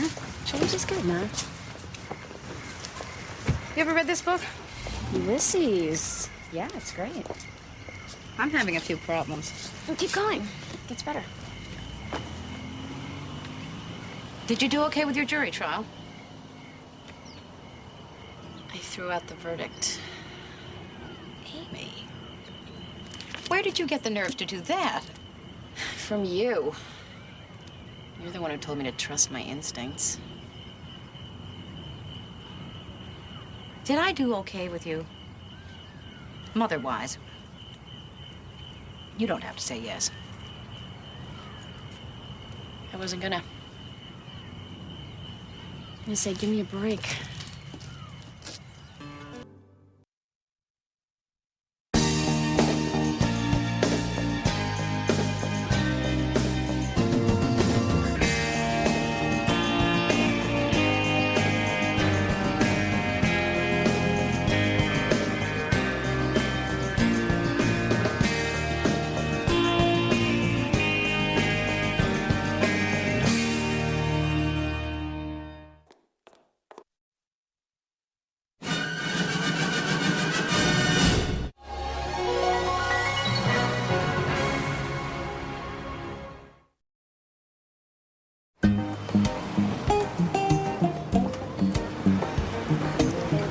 Okay, hold my hand. I don't have a hand. Hold my jacket. Why do you have to feed all the judges. Don't they have kitchens? The judge's breakfast is a kind of a party. It's a get-together. We do it once a month, and today I'm the hostess. Is that cool? Yeah. How come it's okay to have a muffin for breakfast but not a cookie? Because muffins are breakfast food and cookies aren't. Says who? The American Muffin Association. Come on, let's go. Do you believe in God? Where did that come from? I just wondered. Yes, I do. Me too. Good. Let's go. Do you pray? Sometimes. When? I don't know. When I'm on an airplane. Can we wait until we get into the car to talk about this? Okay. Do you believe in heaven? Sweetie, here's the thing. God and heaven and prayer are all very complicated ideas that I'm happy to talk about when I'm not standing in the middle of the street holding a box of muffins. Tonight, when I get home, we'll have a long talk about it. Okay? Okay. Now let's go. Where do babies come from? No. Judge Gray, this should start winding down in 10 minutes or so. I'm not refilling the coffee. It's a good call, Bruce. First up is a heroin mother. Brief me. Kid was born addicted to heroin. She's arguing the prenatal benefits of opiates. How fun. Excuse me. Best time you've had since your last blind date? Oh, God. My kingdom for a blind date right now. No, these things are generally much worse. You got a really big turnout. Everybody wanted to get a look at you. Sorry, Judge Gray. I know. We have to wrap this up. Your docket has changed. No heroin, Mother? Everything's postponed. You just got a special assignment. From who? Edwin Brooks, presiding judge. Well, he just hands it down with no warning? What does that mean? Means it's a case nobody wants.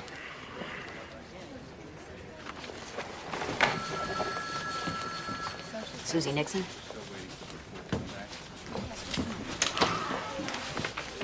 Ms. Nixon? Oh, Miss Gray. Good. You're not late. I'm never late. It's a character flaw. Call me Maxine. Have a seat. I'm just finishing up with these files. I usually see all my cases through, but lately I've just been swamped. I understand that you've been called out of retirement. I've been consulting the whole time. Well, that shows incredible dedication. Or temporary insanity. Who was your last supervisor? That would be me. Oh. I didn't know that you were head of the department. They didn't tell me. Well, I really am honored. So what's the assignment? Blatant abuse. Kid needs to be snatched as soon as possible. I've already submitted one report, and the judge is waiting for a follow-up. Oh, it's Judge Fowler. He usually sees things our way. Our way? I'm not a big fan of letting children suffer, and I hope you agree. Actually, I think it should be a spectator sport. Part of the Summer Olympics, maybe. Ms. Nixon, I've been a social worker for 28 years. I think it's safe to say I've devoted my life to the welfare of children. Oh, I didn't mean to offend you. It's just that our generation feels that we have to make up for decades of letting children down. And since the child abuse laws only came into being sometime in the 60s, we really I was around then, when the states enacted mandatory reporting. I testified before Congress. Wow, I had no idea. Well, I'm certainly not in a position to give you guidance. We got cedar wood. We got 9-inch nails. We need screws. Why are we here? This place is boring. I told Grandma I'd build her some cedar closets. Is she paying you? Family doesn't pay. They make you pay if you say no. Screws. Where are the screws? Mommy doesn't let me say that word. It's okay in this context. What's a context? When you're talking about hardware, you can say screws. When can't you say it? You see that guy down there in the red apron? His name is Dwayne. Go ask him where the screws are. Fathers are getting younger all the time. I know, that's my niece. I just picked her up from school. Are you good at this stuff? Kid stuff? No. This. Oh, well, yeah, I can pick an electric drill out of a lineup. What about a glue gun?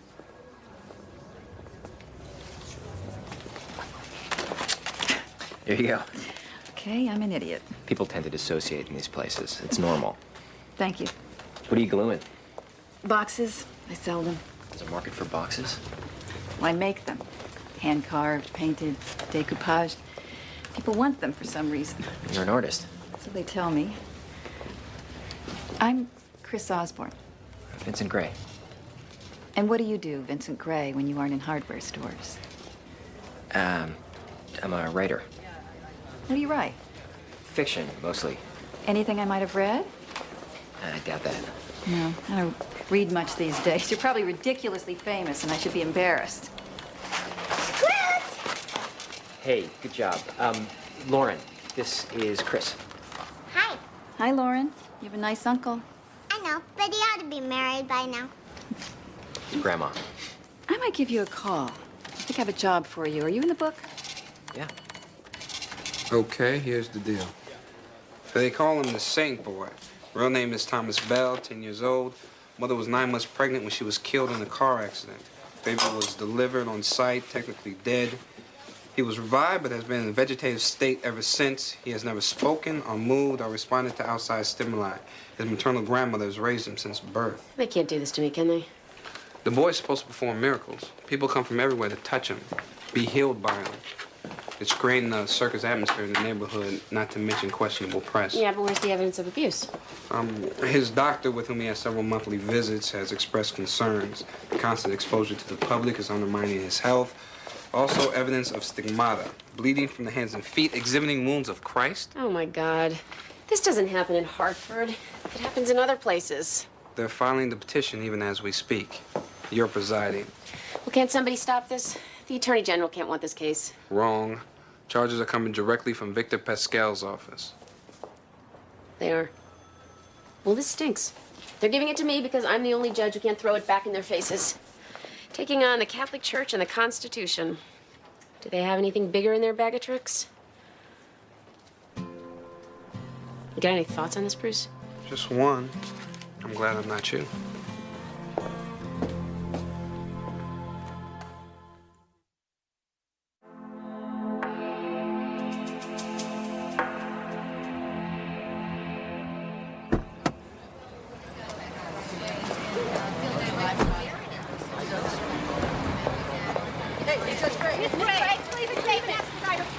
Is it true that he's been known to cure people? Is there evidence of a stigmata? Is it true that you've only been a judge for a month? Excuse me.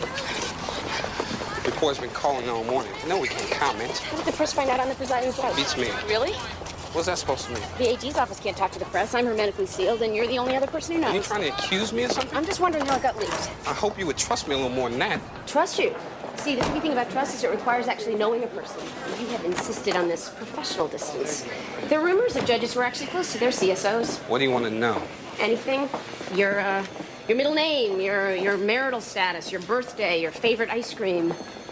Whether you're for me or against me. I worked for no less than 5 judges for the last 2 years. Did you call them and ask about me? Did you do your homework? Yeah. They were all men. My opinion of you has very little bearing on my job. I take my work seriously, and I play by the rules. Well, thanks for telling me. Calvin, September 1st, single, lactose intolerant. And I didn't talk to anyone.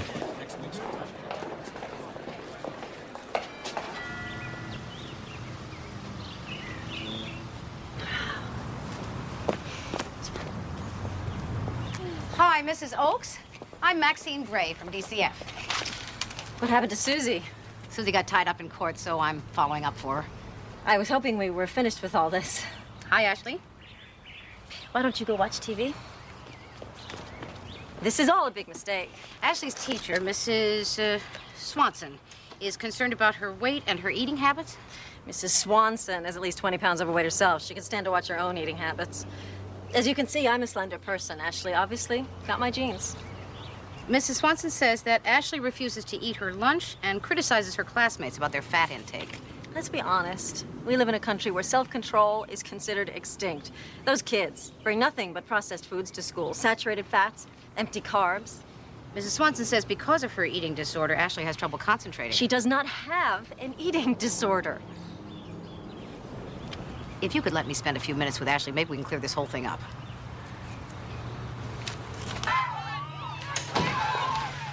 Honey, this is... What's your name again?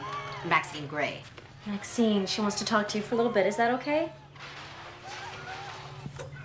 I'll leave you two alone. Hi. I have a granddaughter about your age. Does she like Barbies? Yes, as a matter of fact, she does. Do you? I'm not allowed to play with them.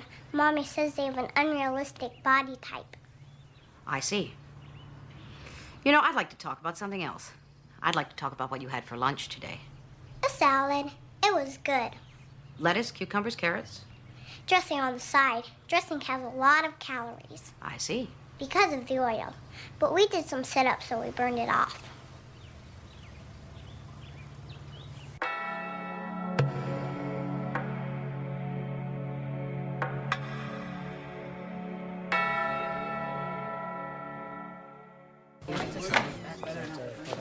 All rise.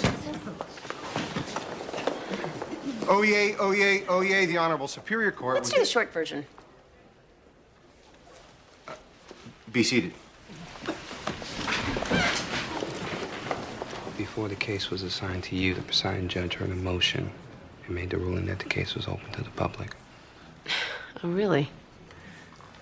Guys, we're revisiting that motion. Take your complaints to the Supreme Court. So DCF has filed a petition stating that several mandatory reporters have alleged abuse in the Thomas Bell case, and the department is seeking custody for the child. Your Honor, my name is David Trask. I'm attorney for the grandmother, Mrs. Mila Bell. Yes, I know who you are. The DCF is the moving party, so we'll start with AAG Cutler. Thank you, Your Honor. While we respectfully acknowledge the extraordinary circumstances of this case, we, at this time, would like to submit that the child is comatose. He is incapacitated and therefore cannot have consented to his current treatment. Objection. Your Honor, the case against Thomas Bell goes into the area of freedom of religion. I assure you we will get there. Furthermore, we vigorously deny that any abuse has occurred. This petition should never have been issued. The matter should be dismissed. You will have every opportunity to make that argument. Go ahead, Mr. Cutler. The people contend that the child is in a vulnerable state, and his grandmother's enthusiasm in presenting him as a child saint only exacerbates his condition. Your Honor, all else aside, the child is sick. He's in a coma, and the constant exposure to outside individuals only serves to make the situation worse. Yeah, I've read the petition. Tell me something new. At this time, we request that Your Honor make a visit to the child. I strongly object. No, I don't think that's a good idea. Since the argument is that Thomas has had too much exposure. I don't see how this case can be tried fairly if you don't have the opportunity to view the child in his current circumstances. He cannot be moved, so it stands to reason that the court should go to him. Your Honor, this is an unnecessary violation of the boy's privacy. He's a 10-year-old boy, and he's not well. And yet you have no problem with the grandmother putting him on display for strangers. Those are religious people. They are respectful. What am I, a Visigoth? Then Your Honor agrees that the visit is unavoidable. No, I don't agree with that. I have already appointed a medical investigator, and that should be sufficient. Your Honor, squeamishness aside. Excuse me. It's not easy to face this head on. Mr. Cutler, you are so out of line. I apologize. I'm not sure that's enough. Then let me just humbly say, I think this is very important. Mr. Cutler, my hesitation has to do with the fact that once we leave this courtroom, we are exposing ourselves to the public.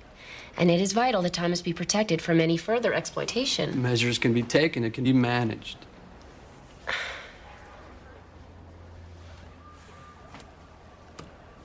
All right. We'll schedule a court-appointed visit to the child. All interested parties should attend. However, the press is absolutely excluded from this excursion. The court will note my strenuous objection. I'll even underline strenuous.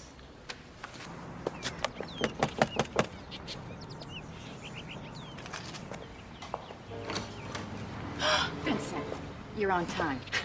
Should I have been late? No, I was just painting and I forgot to look at the clock.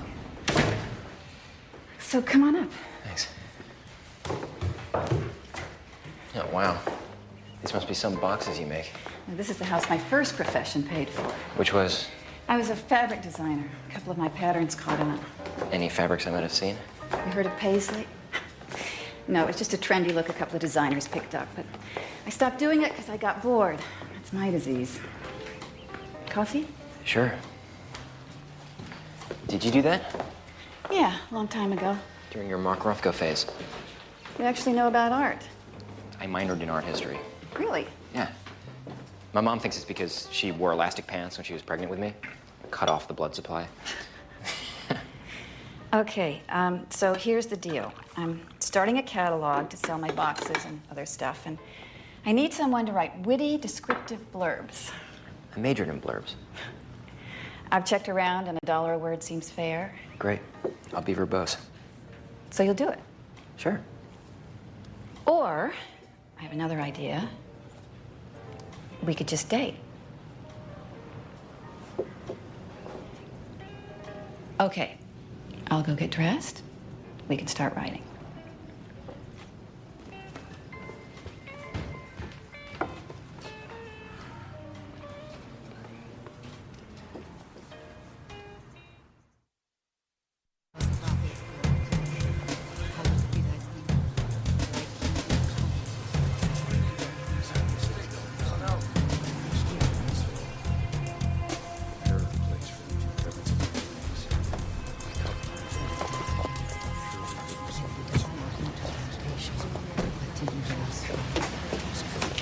Please don't take him. Let's keep moving.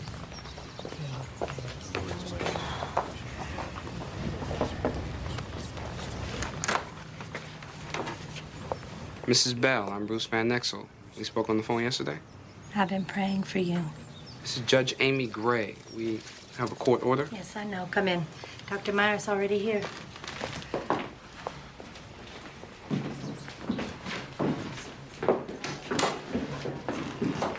I would like to have a blessing before we begin. No, that won't be necessary. I'm afraid I require it. Mrs. Bell, I understand this is a difficult situation for you, but we're here on court business. I'd just like to see your grandson. No one sees Thomas without the blessing of the church. We have the blessing of the court.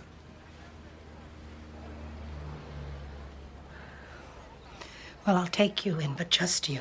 All interested parties have to be present. Only the doctor will examine him. But Thomas doesn't know you. You're strangers. This won't take long. I promise.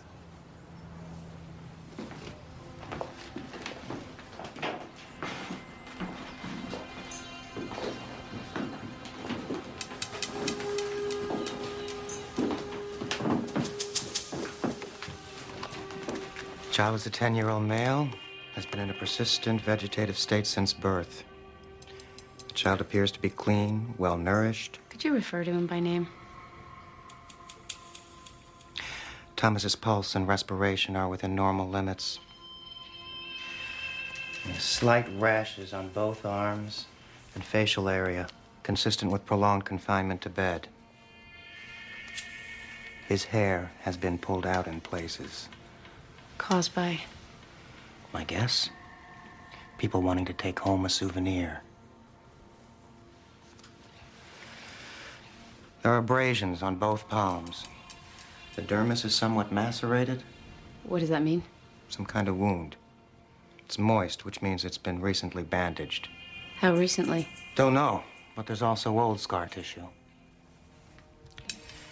These marks are being inflicted, and not by God.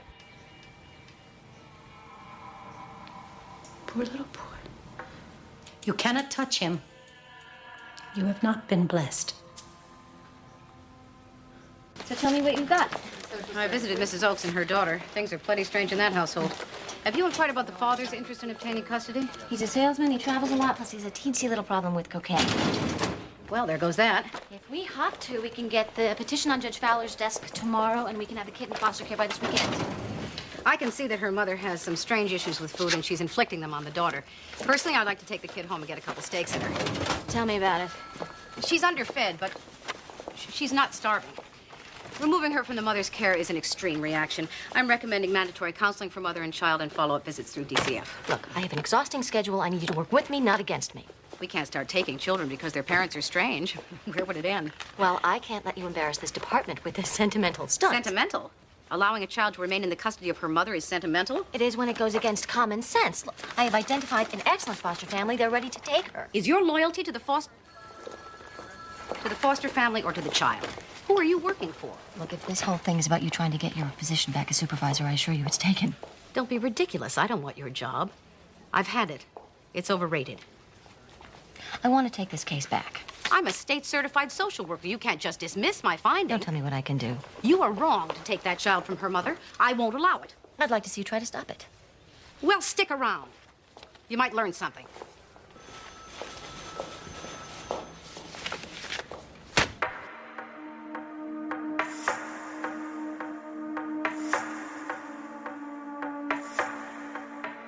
The grandmother is compensating. Making her kid a saint is her way of making up for the loss of her daughter. Okay, but what's the harm? I mean, the child isn't conscious. We don't know what he's feeling. And the grandmother inflicts wounds on him to make his sainthood more credible. Come on, you can't prove that. What, the stigmata is real? Kind of, don't go nuts on me. No, here is the question. Is the abuse serious enough to grant an OTC? His grandmother took him on tour across country last year. Thomas got pneumonia and nearly died. Well, 200 people claim to have been cured by him. What? On the record. Greta, are you telling me that these things don't happen? Even the doctors say prayer works. They don't know why, but it does. Fine, but I'm supposed to divorce all that from the situation. I'm supposed to see him as a child and not a saint. Yeah, fine. But as a person, don't you ever want to embrace the mystery? Are you serious? Oh, 3 in the morning? I'd love something to believe in. Especially when the chemo starts to kick in. I'm so sorry. Can I tell you a sick secret? In my darkest moments, I've thought about paying Thomas a visit. But I've chosen science over God. I am not always sure it was the right decision. Hi, Mrs. Oakes. It would work out much better for me if you people would call first. I have an appointment with my trainer. Is Ashley here? No, she's at kindergarten. Good. That gives us a chance to chat. What's going on? What's going on is that you are in danger of losing your daughter to DCF. Why? Because you refuse to feed her normally.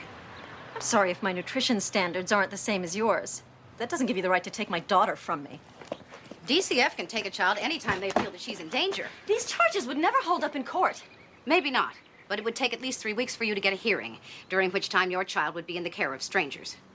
Now, I am currently fighting your battle, and I'm on your side.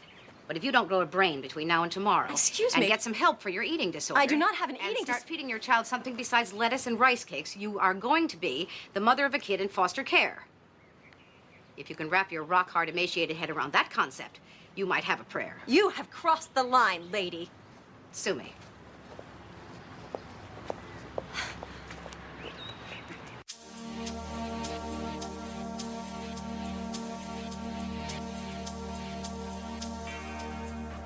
The child's autoimmune system is under duress. His system lacks the benefit of normal exercise and regular growth patterns. Thomas's weakened body works overtime to fight the diseases and infections most people don't even notice. The prolonged exposure to the public is seriously undermining his health. Thank you, Dr. Meyer. Mr. Trask? No questions for the doctor, Your Honor, but if it please the court, I'd like to call a rebuttal witness. I think we should hear from Anthony Ruggiero, the Archbishop of the diocese. All due respect to Father Ruggiero, we're not here to debate the authenticity of the boy's sainthood. This is a freedom of religion issue from where we're sitting, Your Honor, and we think it would be unfair to exclude the Archbishop's testimony. Also, please refer to him as Archbishop or Your Excellency. All right. The court is listening. Your Excellency, what is the Church's position on this? Your Honor, we are not directly involved in Thomas' situation, but we are concerned with any reported miracles. The official position of the Church is that people should pray for Thomas and not to him. But do you consider him a saint? Despite Thomas' popular nickname, there are no living saints. One can achieve sainthood only after death. Oh. So saints are like angels? No. Angels are completely different. The angels, Catholics believe, have never taken human form. I see. Well, look who wasn't paying attention during religion class. I am sorry. This is a common mistake. The speculation is that Thomas is what we call a victim soul, one that was born to take on the pain and suffering of others. Do you believe such people exist? I believe they have existed. I think what we have to keep in mind is that Thomas inspires divine faith. And that in itself is healing. People are often cured by belief. Can I say something? Your Honor. She's a party, Mr. Cutler. She has a right to be heard. Go ahead. 10 years ago, my daughter was taken from me. Her son, my grandson, was born dead. But then he was given back to me. At first, I didn't understand the purpose of it. Just lying there like that. He had no purpose. I couldn't understand what God was doing. But then the people started to come, and he healed them. I saw it happen. And that's when I knew that there was a plan and that there is a purpose to every life. This is Thomas's purpose.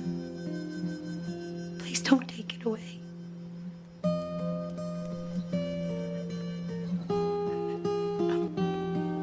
That's all.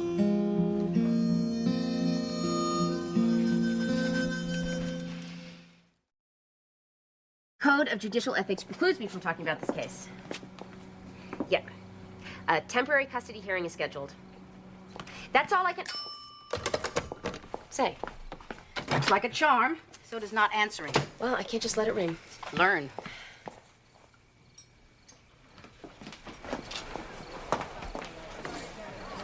Mommy, there's so many people. Don't encourage them. There must be 100 reporters out there. Did you see? Yeah, I managed to notice them. I counted 5 satellite news vans. I wonder where they get their electricity. They've been following me around like a pack of dingoes. Dingoes? Thomas Bell means a lot to a lot of people. Nothing like this has ever happened around here. Yeah, usually you need a passport and some malaria shots to have this kind of adventure. Are you taking the Saint Boy away from his grandma? Sweetie, I can't discuss it. Don't do that. She'll go to hell. What? Everybody says so. Okay, let's eat. Where's Vincent? You said something about starting a freelance writing job. It's the lady from the hardware store. He met her looking for screws. So, is there anything to this Thomas Bell business? Anything to it? Yeah, people getting healed, visions of the Virgin. I hear you can also buy locate. This is not dinner table talk. Is a 10-year-old comatose boy the messenger of God? Have we collectively lost our minds here? Let's talk about Area 51 next. Well, that's a real place. Okay. Fortunately, it is not my job to determine the degree of holiness, just the degree of abuse. Amy, I think you're discussing it. I don't want you to go to hell, Mommy. Oh, sweetie, I'm not. I'm not. Damn it! Let it go.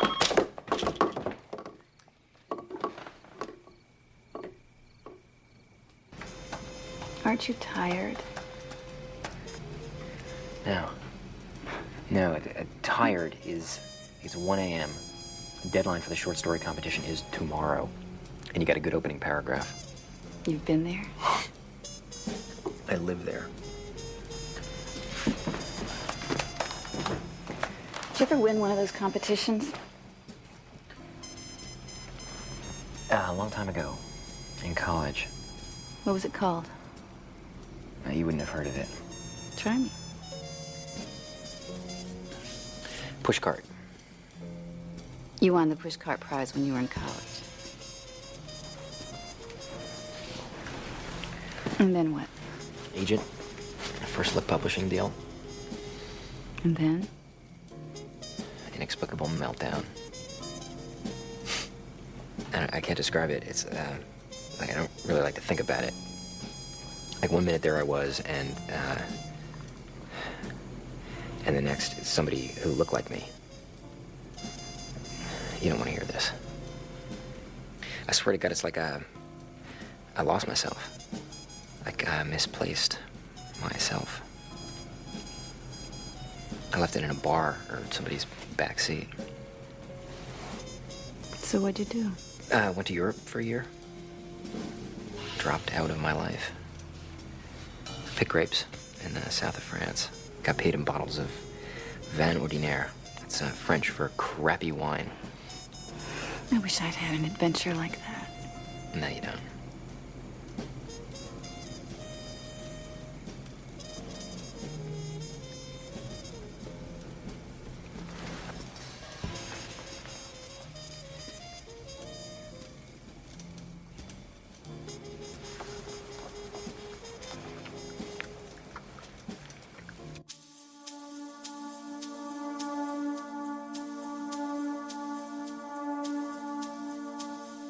And in the courtroom behind me, Judge Amy Gray is expected this morning to hand down her ruling on the fate of a little 10-year-old boy who has come to be known as Saint Thomas Bell.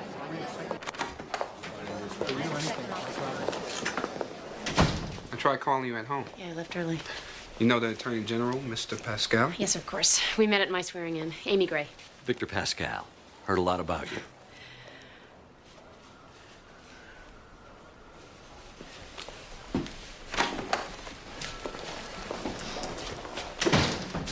Well, to get right to it, we're pulling out of the Thomas Bell case. Pulling out? How?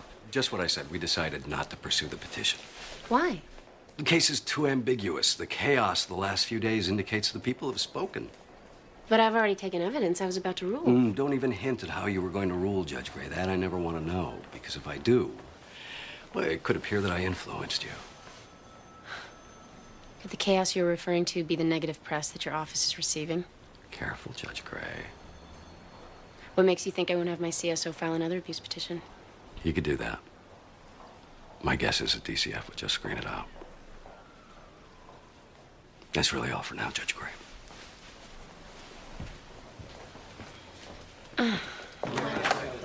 Mr. Pascal, this was a bad move all around. You cannot interfere with people's lives if you don't have the courage of your convictions. Are you under the impression that yours is a lifetime appointment? No. But yours isn't either. And I could cite you for that.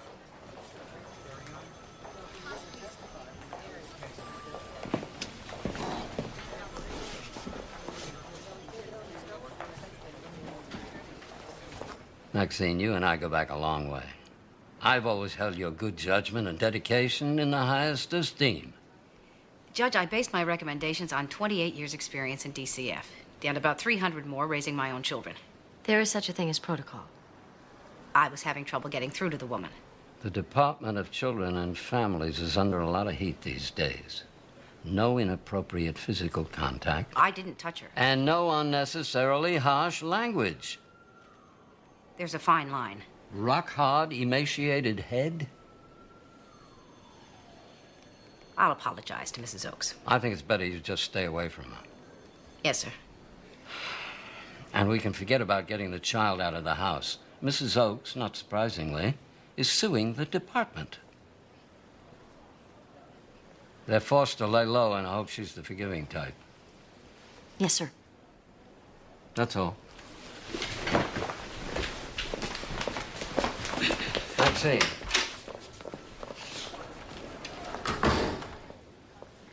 As if you aren't 3 steps ahead of me. You knew this was going to happen. You deliberately got that woman stirred up. She wasn't scared enough. I'd say you scared her. She asked for a restraining order. Do you realize you put your job in jeopardy? Well, it's not my job if I'm not allowed to do it. We all act like foster care is the answer to our prayers. But kids get lost in that system years, and I think we need a hell of a reason to take them away from their parents. Maxine. I mean, by today's standards, I wouldn't be allowed to raise my basset hound. Susie Nixon is radical, I know. But I am not. Have a little faith in the system, won't you? Or have you done it too long for that? I hope not. I hope not, too. How do you like it? Chris?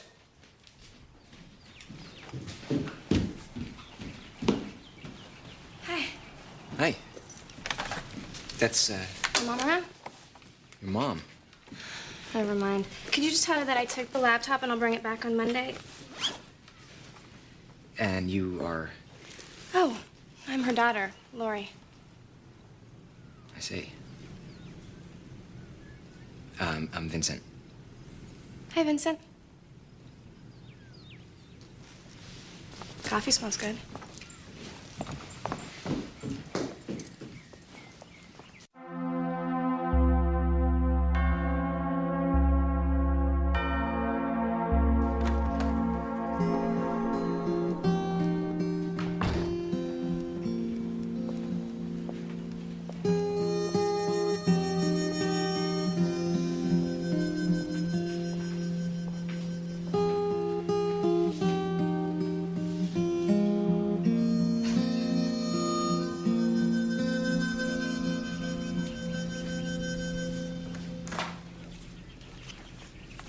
Hey. Hey. I was just writing you a note. I gotta get going. Oh, thought we'd work some more. I can't. Today's bad. I met your daughter. Lori? When? She came and took the computer. Said she'd bring it back on Monday. Little sneak. She knew I needed it for the weekend. So that's what happened. But nothing happened. I just... Realized how old I really am. Of course not. I know, I'm being neurotic. Shallow, even. Go on. It's just, this whole thing started out kind of Sunset Boulevard, and suddenly it's The Graduate. You want to go out with my daughter? No. I want to go out with you. I think. But even though it doesn't look that way, my life is very complicated. I just don't know that this is the right time. I'm not sure I can do this. Do what? Your life might be complicated, but this isn't. Do you have to be so reasonable? You're the one who's rationalizing.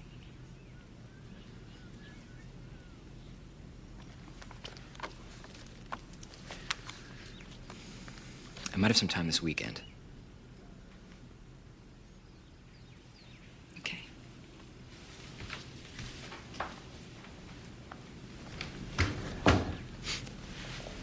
Capping a long-running and controversial story, Thomas Bell, the so-called Hartford Saint, will remain in his grandmother's care. Superior Court Judge Amy Gray will allow the Hartford grandmother to maintain custody of comatose 10-year-old Thomas, who many believe to possess miraculous powers. Although the Department of Children and Families had previously charged the grandmother with behavior that endangered young Thomas's health, Judge Gray today ruled that the state would not intervene in the boy's care. And now let's hear from Paul about tomorrow's weather. I thought I heard you. Congratulations on your ruling. It wasn't my ruling. One of those unintentional leaks. What happened? AG's office withdrew the petition. They set me up, Ma. They wanted to do something, but they were afraid I might rule the wrong way. They played both sides, and I got caught in the middle. That way I take the heat, and they don't. Amy. It's politics. Was corporate law any different? I expected this to be different. I was counting on it. All I can tell you is you stick around long enough, you start to play their game even better than they do. The prodigal carpenter. I'm gonna finish tonight. You sleep in your own place last night? Did you? You get right down to the basement. Don't come back without details. I gotta do something first, Ma.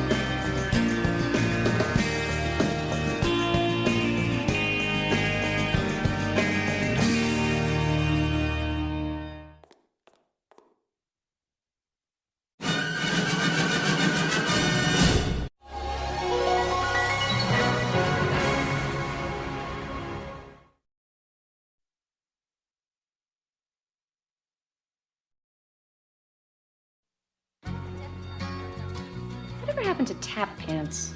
I like tap pants. Can we go now? I'm serious, Vincent. I need your help. All I have is married underwear. And how exactly am I supposed to help you in this arena? Tell me what women are wearing now. Garters? I don't know. No garters. How about that? Yeah, that's okay. Okay, you're not really helping. This could be the week. Lauren's going away with Michael, and I've got a date with Tracy. Things are getting kind of serious, so I don't need okay. I need wow. Hey, you're not gonna get that from me regarding my sister's underwear. Mm. So you like this guy?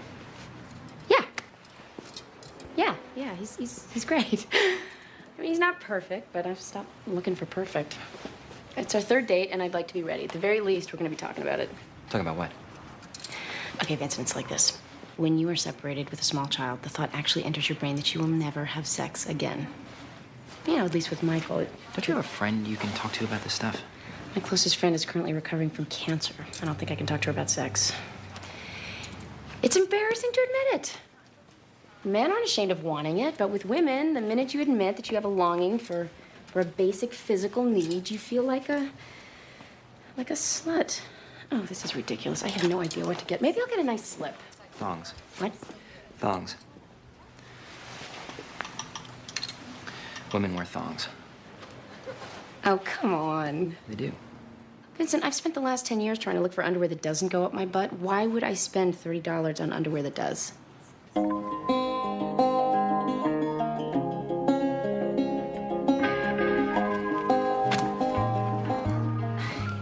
Are we getting close?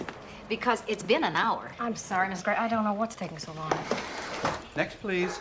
Oh, okay, Socrates. Here we go. Mrs. Gray, you're next. Maxine. Simon. What are you doing here? Oh, what am I talking about? You have a dog. Yes. Yes, this is Desmond. Actually, he's been having some gastrointestinal problems lately. Ate the leg off a table the other day. Oh, that's too bad. Miss Gray, the doctor's waiting. That's all right. I'm not in any big rush. Why don't you go ahead, please? Well, you look great. I heard that you retired. Just retired myself. I just went back to work. Our timing never was very good, was it, Max? Daddy won't remember that you have to brush your teeth in the morning and the evening, so you have to tell him. Okay. Don't forget your vitamin. Try to eat some protein every now and again, and you call me every day. She's going to be in London, staying at the Savoy with her father. She'll be fine. Sweetie, I know it's going to be a little strange being away from home all week, but you're going to be okay. Daddy says we're gonna ride on a double-decker bus and see the changing of the guard. It's normal to be a little worried about being away from Mommy. I'm not worried. We're gonna have tea and cucumber sandwiches every day. There's a carpool. Well, that's good. Well, that's great. I guess being away from Mommy for a whole week halfway around the world isn't such a big deal for a big 6-year-old like you. I'll be worried if you want me to be, Mommy. Oh, no, sweetie. I just want you to have a great time and drink all the tea in London and come back to me as soon as you can, because you're Mommy's baby. You gonna be all right? I don't know. Okay, I'll accept the respondent's admission and find he's made this decision knowingly, intelligently, and voluntarily. Can I see the respondent's social history, please? One thing that troubles me, Mr. Mayhern. As you recall, I arraigned Mr. Rosas on what was, at the time, a charge of aggravated rape of a 14-year-old girl. At that arraignment, he was Jack the Ripper. Now you're giving him a walk with this reduced charge. What gives? May we approach, Your Honor? I can hear you loud and clear from here. To be candid, we know that Mr. Rosas was present at the rape. We're just not exactly sure what his role was. Really? Then why is he admitting to anything? Why not go to trial? My client was there. The evidence could support a charge of assault in the third, and that's what Mr. Rose is prepared to admit to. Well, there's assault, and then there's assault. Given the nature of this particular offense and this offender, including his prior record, I will accept the plea. However, disposition is another matter. I'm committing Mr. Rosas to DCF with his initial placement at Long Lane with the maximum period permitted by law. That's not the deal, man. That's not what you told me. Control yourself, Mr. Rosas. You said no time. That was the deal, man. You lied to me. Bailiff, lead him out. This is bull, man. This is whack. All right, let's be nice. Man, shut up, pig. This really sucks, man. You screwed me, bitch. You screwed me bad. We had a deal, remember? I love your shoes. Let go of me.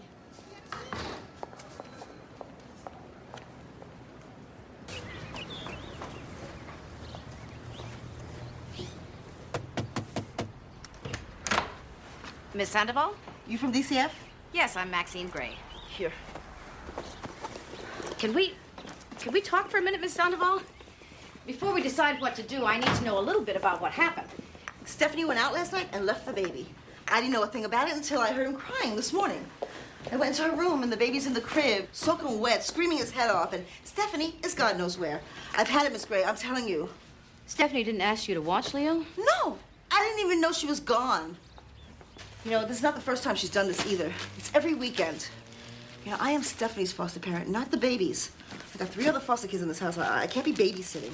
I understand. How long has Stephanie been gone? She went to bed last night with the girls around 9, and I haven't seen her since. You know, that girl has no sense about her. God, she's breastfeeding, right? But sometimes she forgets. Half the time, she doesn't even change his diaper. Stephanie is 16? She's a mother. Mothers are not supposed to abandon their babies. How is Stephanie with Leo? Gentle? Does she play with him, make sure he gets to his doctor appointments? Sure, when she remembers. You know, I don't have any children of my own, Mrs. Gray. I thought I was doing something good here, taking in these girls with their babies, but she's not even grateful. Doesn't even seem to care. It's hard to be 16 and have a baby. Too bad. At some point in life, we have to stop making... Leo? What's going on? Your Honor, we move to dismiss. There is no case here. The mere presence of Mr. Pratt during the commission of this murder does not constitute a crime. He walked into the bedroom where Mr. Hart was restraining and brutalizing Angie Parrish, grabbed a jacket, and walked out. It is not against the law to see a crime and not report it. Darren Pratt knew what John Hart was doing with Miss Parrish in that bedroom.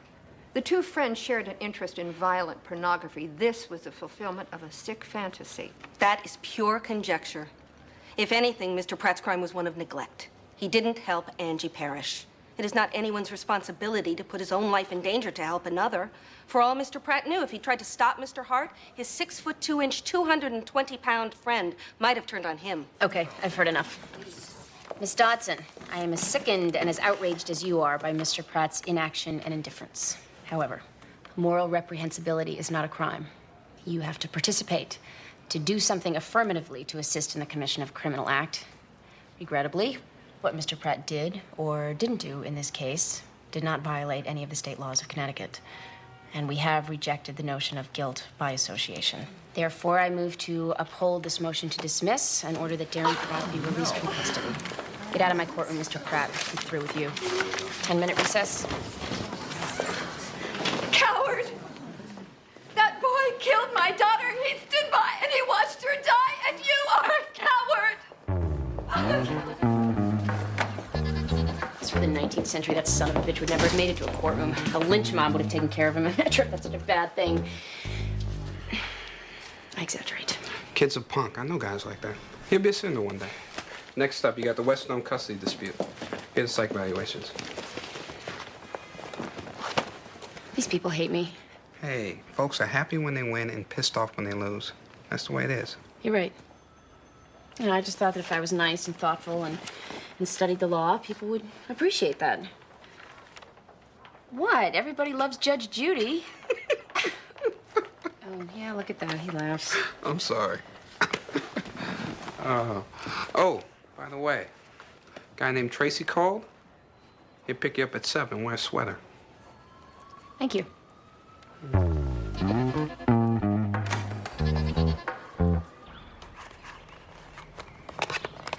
Okay, Leo, here we go. Please, please, no. Please, you can't do this to me. You don't understand. I'll never do it again. I made a mistake I am his social worker, and as of now, I am responsible for his safety. Yeah, I know what you do. You people have been messing with my life since I could walk. He's my baby. He's the only thing I have. We'll take good care of it. He's not gonna know who I am. This is temporary. You'll get a chance to talk to the judge at the hearing. No. Please, you can't do this to me. I promise I'll never do it again. You're not sorry. You're not sorry about anything. It's my job. And it sometimes stinks.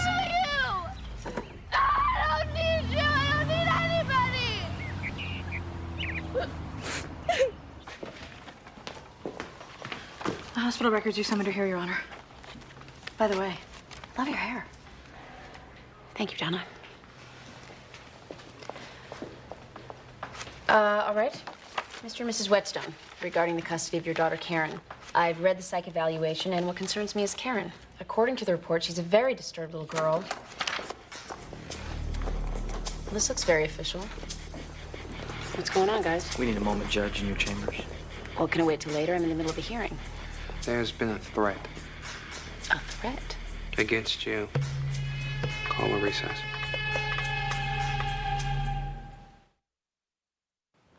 A call came into the main switchboard today about 11:35. It was a male voice. He said, Judge Gray is dead, we know where to find her, and we're going to get her good. Sounded like it was made from a phone booth. Well, that narrows it down. Have you rendered any verdicts recently that might be controversial? Yeah. My office is handling the investigation. In the meantime, we'll put you under guard. Get a tap on your phone at home and in chambers. We're adding a state trooper in court, and you'll be followed by an undercover car at all times. Isn't this overkill? I mean, threats like this must come in all the time. Judge Ellis was shot to death 2 years ago in the parking garage by an angry plaintiff. Oh, my God. We don't mean to frighten you, Judge Gray. We're just not leaving anything to chance. We'll keep you posted. Stephanie is second-generation foster kid. Her mom was raised in the system, and she abandoned Stephanie when she was 2. I read her file. She desperately doesn't want Leo to end up the same way. She left her baby in a crib and went out all night. She's not desperate enough, Miss Holbrook. I have been her child advocate for 4 years. I've seen Stephanie go through some horrendous experiences. Numerous foster homes, sexual molestation, physical abuse. She doesn't know what it is to be a good parent because she has never seen one. You people don't seem to understand that. You're the reason why she is the way she is. I have a 4-month-old infant that deserves to be safe. Stephanie has you. Someone needs to speak for him. Stephanie is breastfeeding. She deserves a chance to bond with her baby.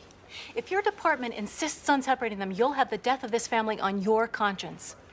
Miss Holbrook, I agree. The system is a disaster, but I'm not the system. I'm Maxine Gray, and my job is to do right by this little boy. So I'm going to ask you, do you really, truly feel that a 4-month-old infant in the care of this young woman will be safe?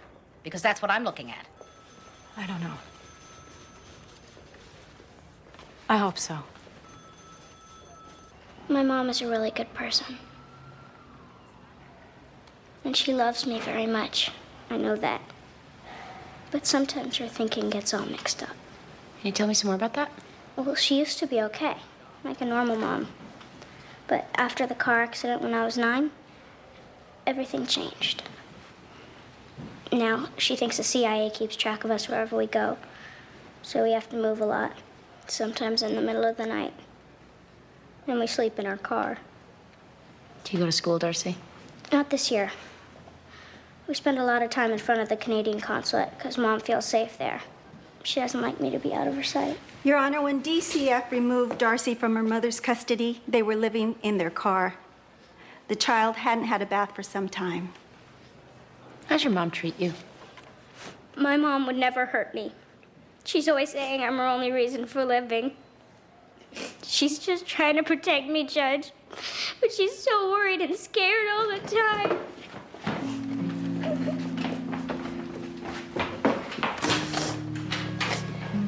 And I want to go to school and have friends and be normal. I really love her, Judge. I swear I do. But please don't make me go back to live with her. Thank you, Darcy.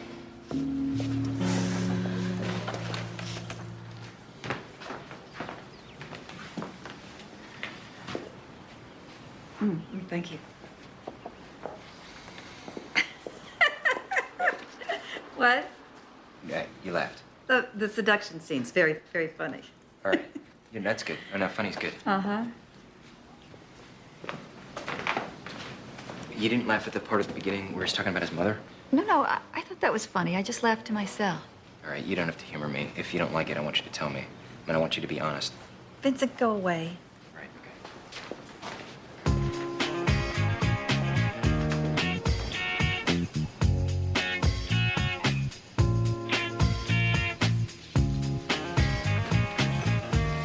I finished. It was wonderful. Really? Vincent, I had no idea you could write like this. I feel like an idiot asking you to write about my dumb boxes.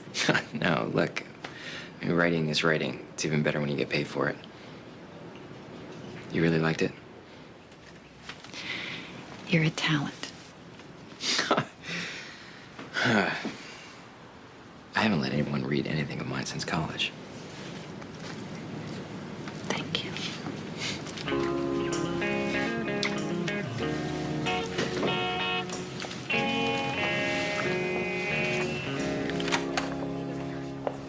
Judge Gray, I'm Detective Redlick. I'll be escorting you home.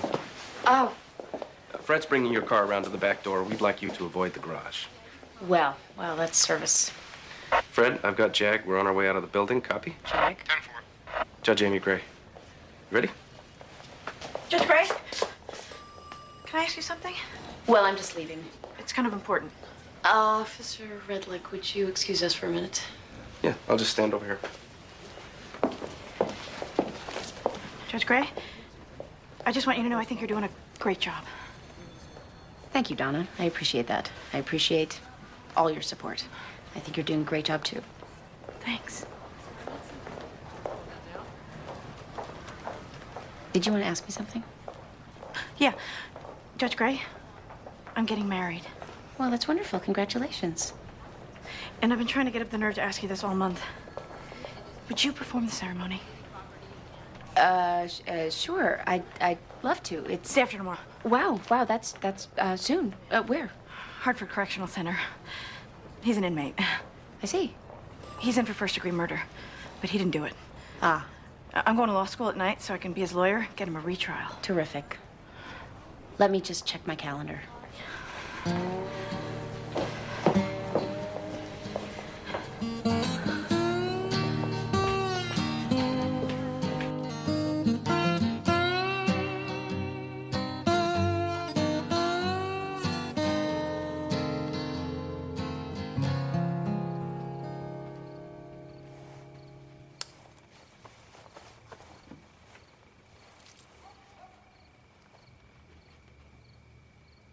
Ridiculous.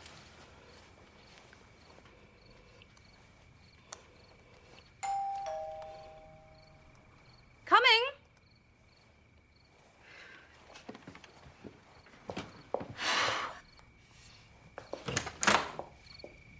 Simon. Butterscotch pie. Oh, how sweet. Come on in. You like salmon, if I remember correctly. I'm trying a new recipe. Sounds great. Usually I would just poach it, but then I thought, poach salmon. Everybody poaches salmon. For God's sake, Maxine, get creative. Wine? So I found this recipe. It calls for brown sugar, butter, and liquid smoke in one of those absurdly complicated cooking magazines. It's a ludicrous procedure. You score the skin, season it, marinate it for 24 hours. By the time you're finished with the whole process, you feel like you ought to shellac the thing and hang it on the...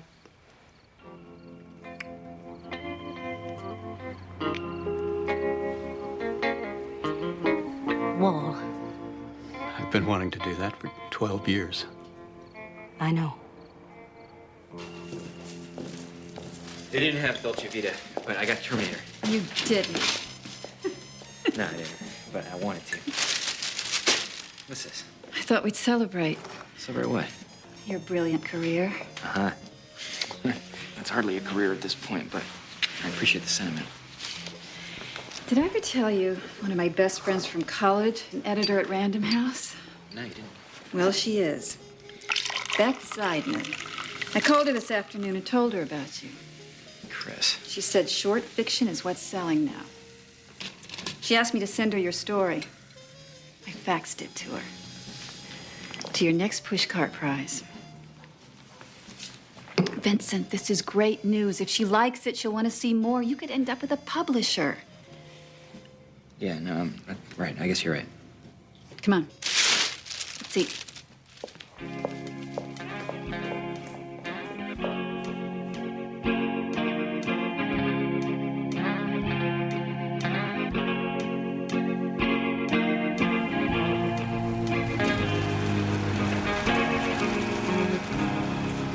still there? Yep. Sorry about all this. No, hey, I kind of like it. Keeps me from giving in to my baser instincts. You want to come in? Sure. My mother's probably asleep. Not that it matters. It's okay. Mothers love me. Mothers and, four-legged animals. Really?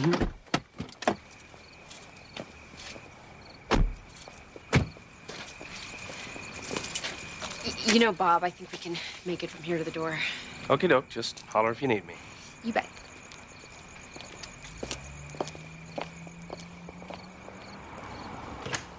You get a lot of work out of that. You want some coffee? Sure. Yeah.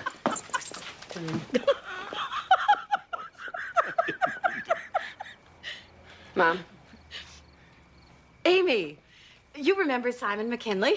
How you doing? Good. Mom, Simon, this is Tracy Carroll. Maxine.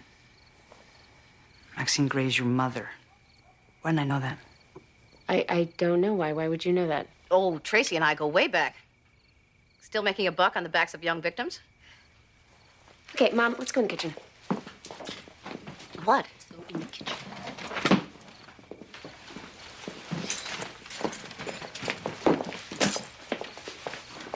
Are you drunk? Are you? I don't know what's going on, but Tracy is a guest in our house. I can't believe you said that to him. I didn't invite him, and it's my house, thank you. What is your problem? Amy, that man is a fraud. I can't tell you how many cases he's testified in where his judgment was completely off base. Why does that matter? I'm dating him. I'm not listening to his testimony. He was always late. He never wore a tie, and he jangled the change in his pocket incessantly, not to mention the whistling. These are not reasons to dislike someone. He works with unsavory dolls, and he talks to children like they're ninnies. That's who you're going out with. Mom, I cannot believe this. Believe it. He's an idiot. No, what I don't believe is that you're doing this to me. I'm not doing anything to you. He's bad at his job. If you want to go out with him, well, you be the judge. My salmon's getting cold.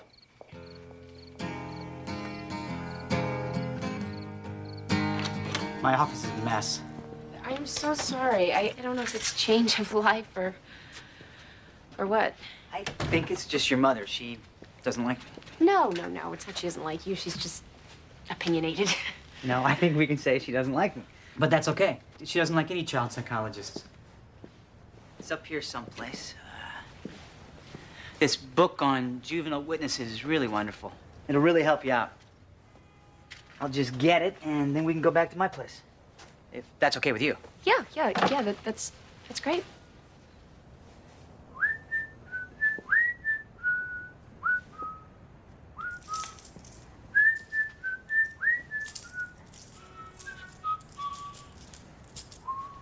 I wonder how Detective Redlick is doing out there. I'm sure he's fine. Well, I've never had a bodyguard. I'm not quite sure of the etiquette.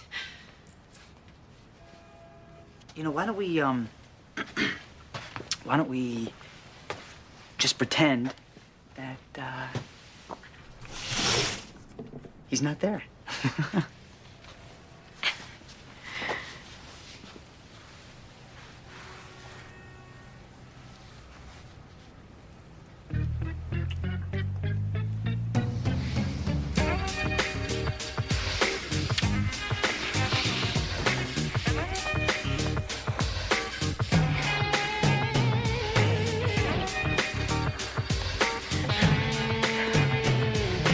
Tracy! Did you find that book?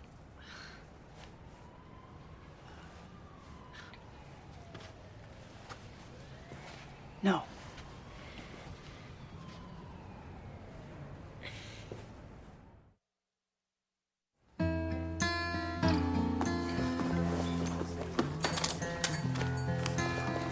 I missed the bus. Stephanie, you're an hour late. I have to go. But what about our meeting? We're gonna talk, right? We were. Unfortunately, I have another appointment. So you're just gonna use this against me, aren't you? It's not my fault, okay? The bus came early and that pisshead driver wouldn't stop for me. I had to walk all the way from 4th Street. It was your responsibility to get here on time. I have 48 hours to make my recommendation, and you have just wasted an hour of that. I want my baby back. I believe you. I love him. I do. I love him so much. It's everyone else in this world I can't stand. He's the only one who's there for me. Leo is not supposed to be there for you. You are supposed to be there for him. Right now, I don't think you understand the difference. I do. No, I do. And I'm gonna be 18 soon, and I'm gonna get a place of my own and a job. You missed two of Leo's last well-child checkups. He hasn't been vaccinated for hepatitis B, polio, DPT. It's not my fault. I couldn't get a ride to the clinic. There isn't always going to be a ride available. No one makes being a parent convenient. Being a parent is a struggle to stay a couple steps ahead of the kid. Blah, blah, blah. You know, I've heard this lecture a million times before. Okay, you're not telling me anything new. I'm doing the best that I can. And I'm sure as hell doing a better job than my mother did. What would you do to get your baby back? Anything. Would you go to school? Stay in your foster home, follow the rules, make all of Leo's doctor's visits, take parenting classes? Your Honor, there's no connection between my client's so-called psychiatric diagnosis and her ability to parent. Paula Mitchell is a devoted mother. As you can see, Darcy is healthy and well-fed. Beside the school issue, which she hopes to rectify, there's no evidence of imminent physical danger, no reason for extending the OTC. Thank you, Mr. Pinelli. Ms. Reyes. The question is it in this child's best interest to be at the whim of a woman who lives in such fear that she forces her daughter to live in a car and pull up stakes at a moment's notice? Obviously, Miss Mitchell loves Darcy. And as Mr. Pinelli has pointed out, there is no evidence of imminent physical danger in the traditional sense. However, given Miss Mitchell's perception of danger or threat and resulting action, there is a real issue concerning her ability to keep her child safe. At this juncture, I'm going to sustain the OTC. Judge, could I talk? Sure, Darcy.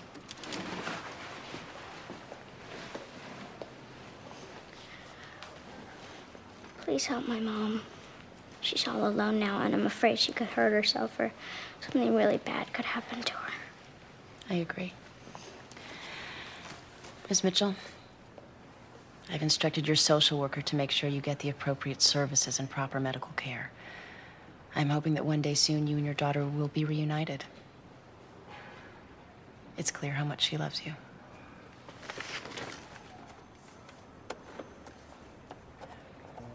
Hey, is that you? No, it's me. Hi. Lori, right? Right. You're I'm Vincent. Right. The author. my mom around? No, she had to go to the gallery. So, how old are you anyway? 28. Why? My mother's very attractive, don't you think? Yeah, I do. A lot of people think she's younger than she really is. This must be weird for you, me and your mom. Oh, no, I'm used to it. Mom loves a project. Not that you're a project or anything, but she's just that kind of person. She likes discovering people. Men, mainly. So where'd she meet you? Wait, let me guess. You look handy. Hardware store, right? I'm kidding! My mom told me where she met you. Let her know I came by, will ya? Yeah. Look, I appreciate all the effort you guys have gone to, but it's been 2 days and I haven't received any more threats and no one's made any attempt on my life. So if it's all the same to you, I'd like to lose the bodyguards. I think that's a big mistake. I agree. We don't know where the threat came from. We may never know. This is family court. Let's be honest, some days half my courtroom wants to see me dead. But what am I going to do, walk around with armed guards the rest of my life? Our usual procedure is to keep the security up for at least a week before we reevaluate. Judge Ellis Was a tragedy, but he drove around with personalized license plates that said, I'm a judge. I mean, come on. We'll keep the investigation open at Hartford PD. It's fine. Now, if you gentlemen will excuse me.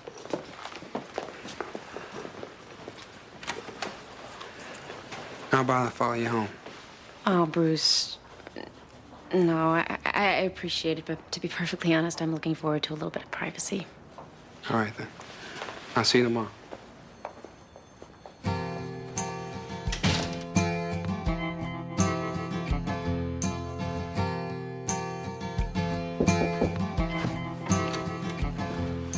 Hi. I was hoping you hadn't left yet. I had some dictation to do. Can I come in? Sure. I suppose you're wondering what happened last night. A little bit. Well, I just wanted to say it wasn't you. I like you a lot, Tracy.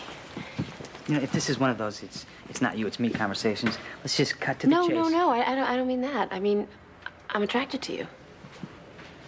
Huh? Likewise. So what happened last night was just one of those strange anomalies that can only be explained by the moon or the cop outside or my mother. You know, your mother and I may not see eye to eye on most things, but Look, let's forget about my mother.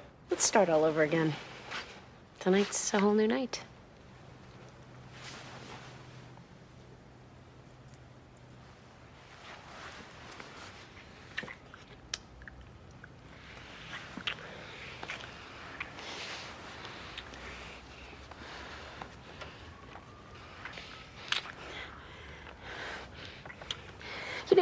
You know what? I can't do this.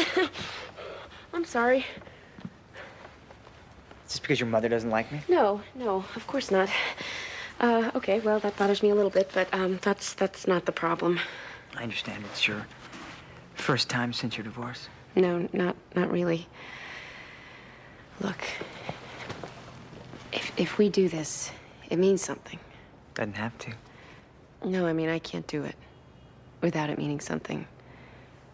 And I don't think I want it to mean anything. I'm sorry. I think I preferred the it's not you, it's me version better.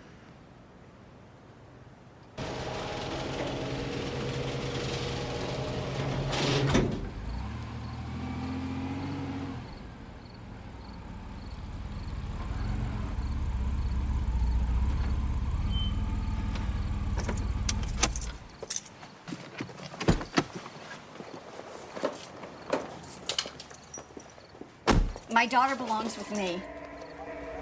Miss Mitchell, you should not be here. You did this. Why? I don't understand. I don't think we should be having this conversation. If you want to... Oh, I did everything I was supposed to. I kept my mouth shut. I didn't call the Canadian consulate. They jammed my radar. They told me to stay in my car. And you stole my baby. Miss Mitchell, this is a big mistake. Darcy needs you to keep it together. So be her mom and put the gun away. You destroyed that. She's not mine anymore. I have nothing. Do you want to know what that feels like? No, please, listen to me. Darcy loves you. She just wants you to get better, and then you two can be together. We'll never be together. No, please. No, please.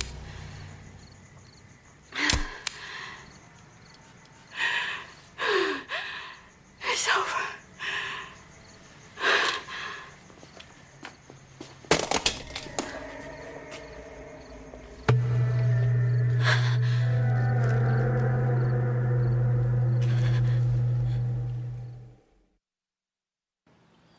Well, thank you very much, Detective.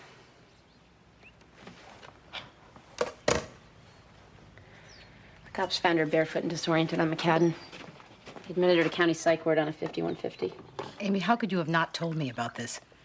I'm your mother. Don't I still get to know when you're in trouble? Ma. Someone threatens your life and you don't mention it to me? I didn't want you to worry. Why? There's no statute of limitations on worrying about your kids. Just because they turn 18 and drive and drink and vote, you don't stop worrying.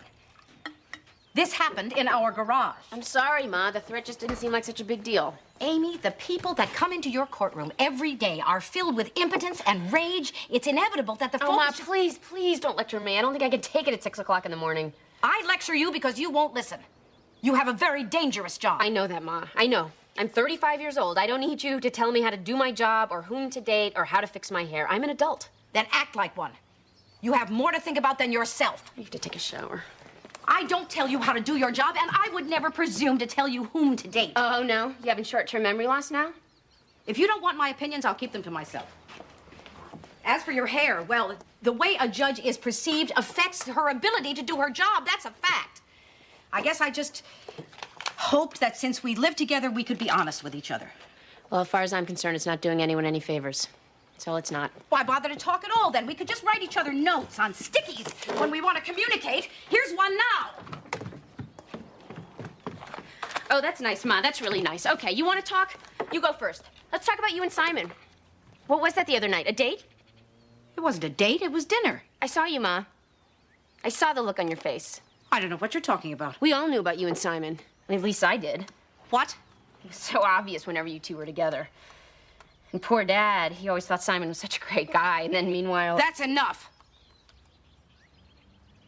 If you want the truth, I'll tell you. Simon McKinley and I came to care for each other 15 years ago. It was a difficult time for both of us. Your father was depressed, Simon's marriage was ending. We needed each other. But you listened to me. Nothing sexual ever happened. I was never unfaithful to your father. Well, that's great, Ma.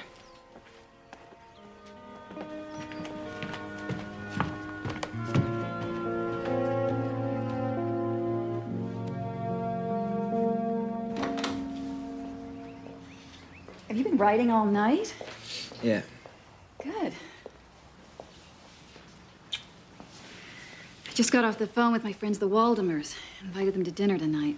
Okay. I want you to be here, Vincent. I think they could be very helpful to you. Really? They're very well connected. Duncan's a professor of literature at Yale, and Muriel's a big fundraiser for public TV, so they know everybody. Duncan specializes in semiotics, so feel free to mention that class you took on Finnegan's Wake. Do you want a suit? I don't think I'm gonna be able to make it. Oh, well, next week then. Chris, I appreciate the fact that you liked my story. I more than appreciate it.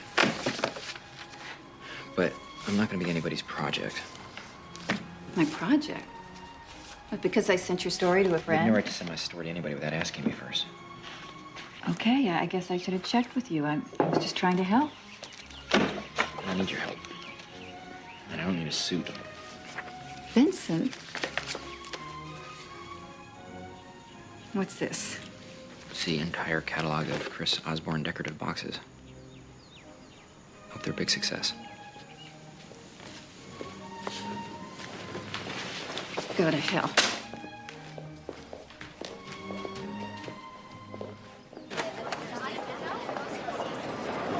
Mrs. Gray? Mrs. Gray, thank you. Thank you so much for giving me my baby back. The babies belong with their mothers if their mothers are willing to try. I'm gonna take such good care of him, I promise. You damn well better. Because if that baby so much as gets the hiccups, I'll personally find a loving family who will care for Leo the way you say you want to. With me, you get one chance to be good at the most important job you will ever have in your life. Do you understand that? Please say yes. Yes. Okay. I'll see you next week. 9 o'clock. Okay. Sharp!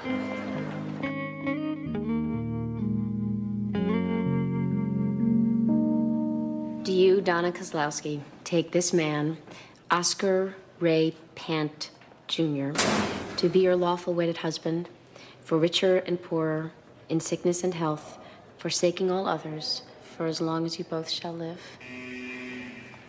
I do. Do you, Oscar Ray Pant Jr., take Donna Kozlowski to be your lawful wedded wife, for richer, for poorer, in sickness and in health, forsaking all others, for as long as you both shall live? You bet. Donna tells me that you've written your own vows. That's right.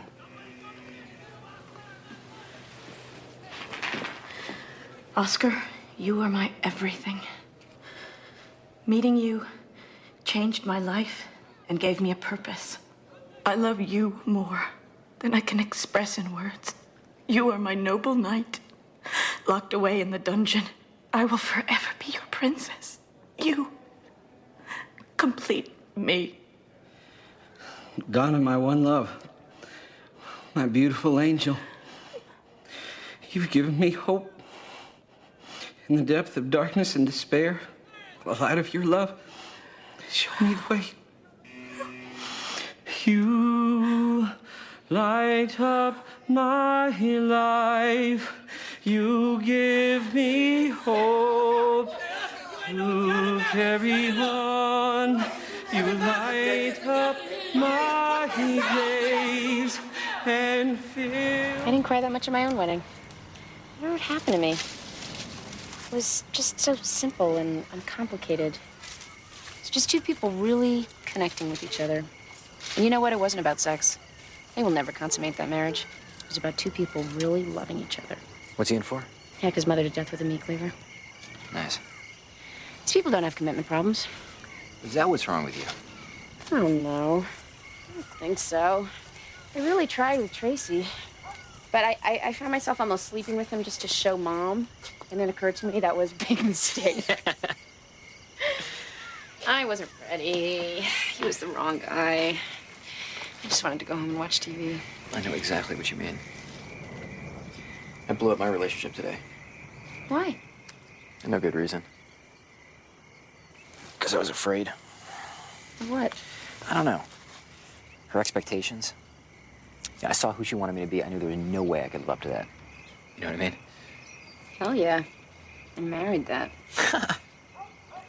I knew I shouldn't get involved. That we can never be together without it meaning something. Stupid.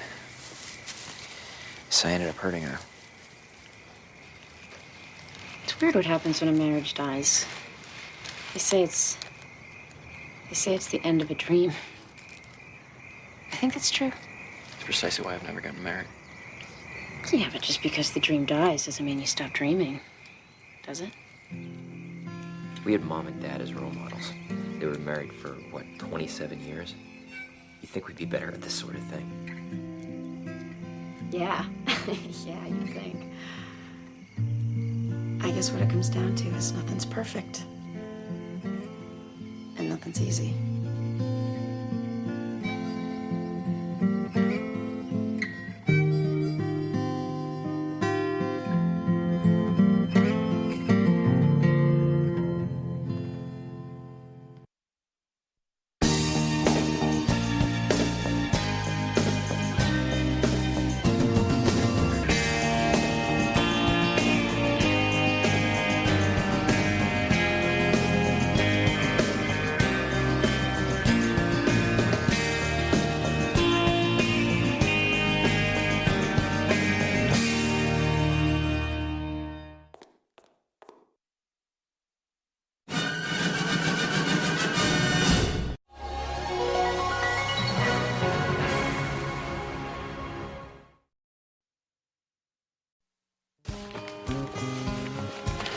Starving. How many cases till lunch? Just one. Good.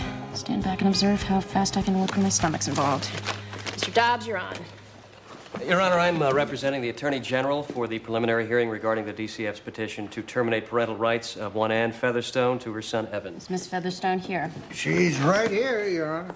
Go on, Mr. Dobbs. Mr. Axelrod, father of Evan Axelrod, has provided DCF with extensive information that the Attorney General believes will amply demonstrate Ms. Featherstone's unfitness as a mother, as well as a clear and imminent danger to her child. Child's age? He's 8 years old, ma'am. Mr. Axelrod, Yes, Your Honor. did the Attorney General accurately represent your position? Yes, ma'am. I don't think my son is safe in his mother's care. Now, I see here that you never married Miss Featherstone. You've had very little contact with your son. Why are you taking this action now? Because it's only recently that the boy's mother has become a witch. What? A witch. Mr. Axelrod, I think you'll have to qualify that statement. He doesn't know what he's talking about. This is just a show cause hearing, Miss Featherstone. You'll have plenty of opportunity to present your side of the story. Mr. Axelrod, when you say that she's a witch, you mean...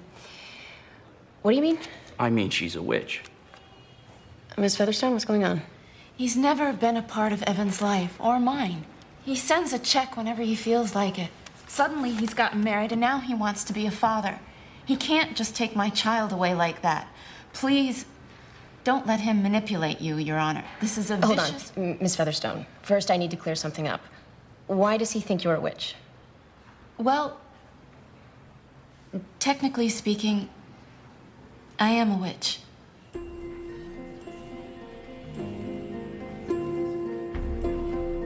Two kids, boy 16, girl 15. School nurses reported incidents of chronic bruising. Teachers have reported incidents of acting out, inappropriate sexualized behavior. Anyway, the family's name is Compson. They live over by Westbourne. Just a moment. That name is familiar. Well, they're repeat customers. DCF investigated the same family 5 years ago. But they lived in Marlow. That's right. They moved to Westmore 2 years ago. I worked that case. We went out a couple of times, but nothing was ever established. Well, unfortunately, most of the paperwork's disappeared. Was there evidence of abuse? It was inconclusive. Judge Cranston believed she's just accident-prone defense. What do you think was really going on? I wasn't the lead investigator. I inherited the case. The oldest boy would beat up on the girl. She'd beat up on the neighbor's kid. Something was very wrong in that family. Well, if that's still the case, try not to miss it this time. Get out there for a family clinical assessment. I hope the third kid is having an easier time of it. Third kid? A toddler, little boy. He had that condition with the, pediatric myopia. Wore the Coke bottle glasses. Wrong family. Only 2 kids there. No, I'm pretty sure I'm right. Next saying the information is clear. And you don't always have to be right.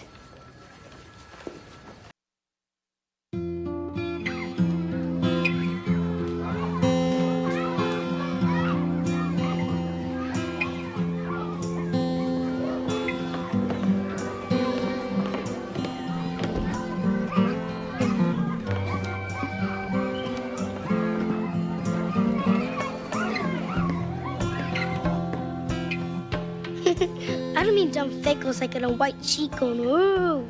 I mean real dead people. Get lost, kid. What are you guys talking about? You can't listen. You're too young. I'm in the 1st grade. I stay up until 9 o'clock. Okay, if you really want to hear, I'm talking about the ghost of the red coat. There's no such thing as ghost. Oh, yeah? He was a British soldier in the Revolutionary War until one day he was captured by the Bluecoats and thrown into the dungeon.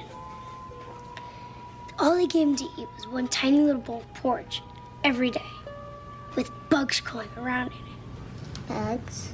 Hundreds of bugs. After a while, he got so weak he couldn't stop the rats from eating him. First they ate his eyes, then they ate his tongue. Now, every year at Halloween, the ghost of the Redcoat comes back. He goes by every house, looking in the windows, looking for kids to get, especially little girls with long hair. And if he catches you looking at him, he kidnaps you, and he steals your voice, and he locks you in a dungeon for the rest of your life. Wicca is probably the oldest religion in the world. Thousands of years older than Christianity. It's not a religion. It's a bunch of nutcases who run around in the woods in long robes with deer antlers on their heads. Don't interrupt, Mr. Axelrod. This conference may be off the record. Doesn't mean I'm not in charge. Your Honor, we might practice some elaborate rituals, which to an outsider might seem strange, but you can say the same thing about Catholicism. Catholics don't chant and cast spells. No, they just light candles and pray to saints. What's the difference? I'm warning you about these outbursts, Mr. Axelrod. Your Honor, I mean no offense, but are we gonna get a history lecture on Wiccanism? Yeah, if your office is going to allege that Ms. Featherstone's practice of witchcraft is dangerous to her son, then I have to know what witchcraft is. Now, Ms. Featherstone, continue. Your Honor, the word witch gives everyone the wrong idea. We don't go around putting hexes on people. We're just trying to live in a way that's closer to nature. Your Honor, I move for a summary dismissal of this petition at this time. The Attorney General has not come remotely near the suggestion of any substantive concerns that justify violating my client's civil rights. Mr. Dobbs, so far, I haven't heard anything that represents a danger to the child. I'm getting to that, Your Honor. Last month, Miss Featherstone discontinued administering an antibiotic that the boy's pediatrician had prescribed for an ear infection. Mr. Axelrod took the boy back to the doctor, got him back on the medicine. Medical reports indicate that there could have been permanent hearing loss imminent. We have records stating that the boy's situation was never that serious. Your Honor, may I say something? Go ahead. Your Honor, these people are insane. They chant and offer burnt offerings to weird pagan gods you never heard of. It's crazy, and I don't want my child exposed to it. For 8 years, you never cared what he was exposed to. And you're sick. You need help. You abandoned us. You're using this to steal my child. What you're doing is sick. It's evil. Your Honor, can't you see that? I'm not on trial here, Anne. Okay, calm down. I'm going to set this for trial. But I want to hear evidence, not mudslinging. Parental rights are at stake here, and I want you all to treat this with the seriousness it deserves. I miss your office hours? Ah, there he is. Favorite wretched ink stain. Miserable literary genius. No, I'm not miserable. Miserable is when I was taking your class. I'm always hardest on my best students. Did anybody actually fall for that? So what's a big mystery? Why'd you call me? I've finally had a chance to read your stories. And? You want the truth?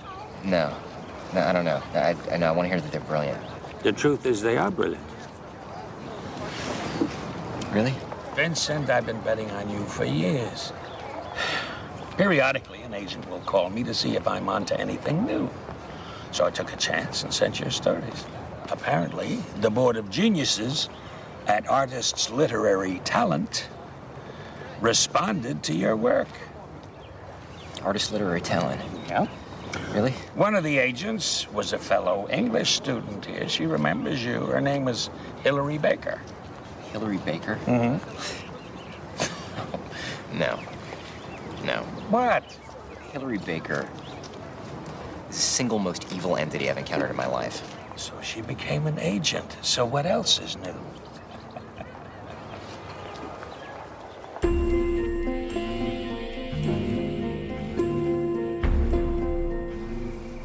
I don't know how long I could work with this Susie Nixon person. She treats me like I'm an idiot. The world is full of annoying people, Mom. Just try not to be one of them. That's what you used to tell me. She never talks to me. She talks at me. Can I be excused now? I'm ready. You haven't eaten anything. I'm not hungry. Kitchen still open? When is it not? My roommate's breaking up with his girlfriend again.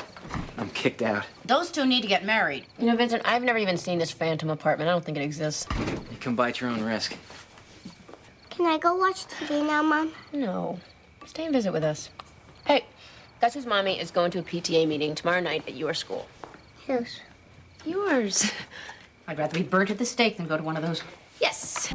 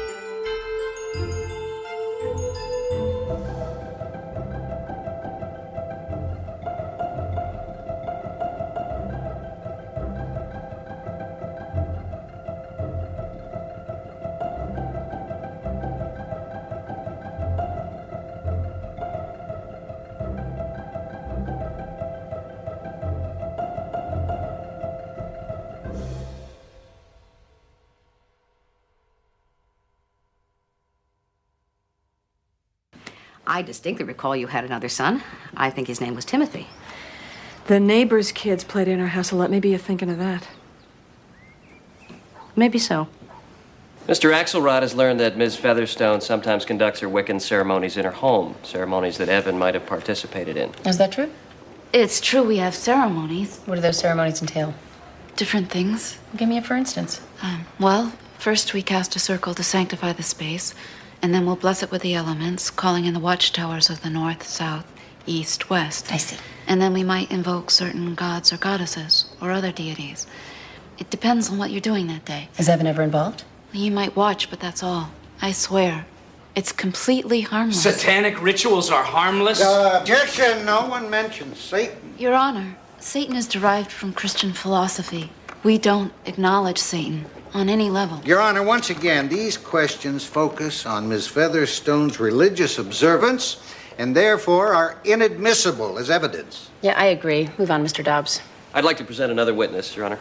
Your excuse, Miss Featherstone.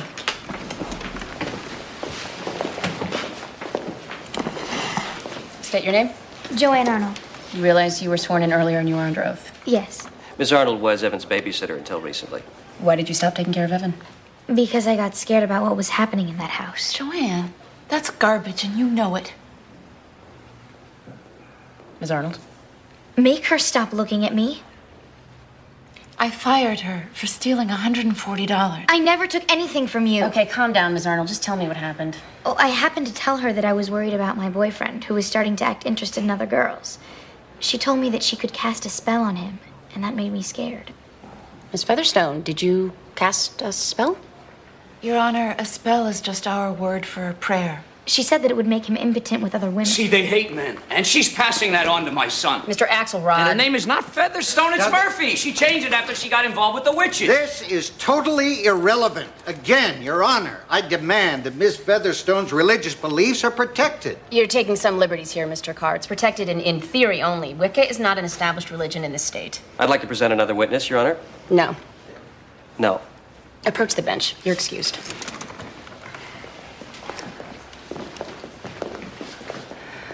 We're getting nowhere with this. A scared babysitter is not a substantial witness. You cannot bring me a parade of people to impugn this woman's character. I agree, Your Honor.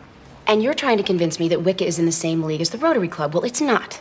I need to view this case rationally, and to do that, I need rational evidence. Now, I'm going to set one more day for this trial, during which time I better hear something worth trying. Well, Vincent, Hillary speaks very highly of your work. She's only been with us a few months, and she's already brought us some promising clients. I've learned to trust her instinct about writers. I can't argue with her instincts. You're a short story writer, I understand. That's right. Won the Pushcart Prize, then dropped out of sight. Well, I needed some time to think. I see. Well, I have an appointment, so I'll leave you two alone. If you impress Hillary, then you impress me. Nice to meet you. You too. Senior agents. They like to stick their nose in the room and take credit for my work. A maneuver you're familiar with. Really, Vincent? I thought you might at least finish a coffee before you brought that up. Look, I did not steal your story. There are similarities, sure, but there's nothing new under the sun. Let's see. Blind widow starts to believe her husband has been reincarnated in the form of a young Iranian boy. No, you're right. That's a universal story. Okay. Whatever happened in the past, let's put it aside. Okay? It's water under the bridge. If you say so. Vincent, do you know how many slender volumes of finely wrought stories are published every month to a giant collective yawn? Taking you on will mean work for me. But I'm a good agent. I can get you published. You want that? Yeah, of course I want that. One concern, though. Publishers nowadays, they're pretty much only doing these 2-book deals. That means I've got to trust that you won't have another breakdown like you did in college and leave me to deal with some angry buyer. Can you reassure me of that? I need to think about this. I need to think about all of this. Okay. You go think. I'll drop the papers.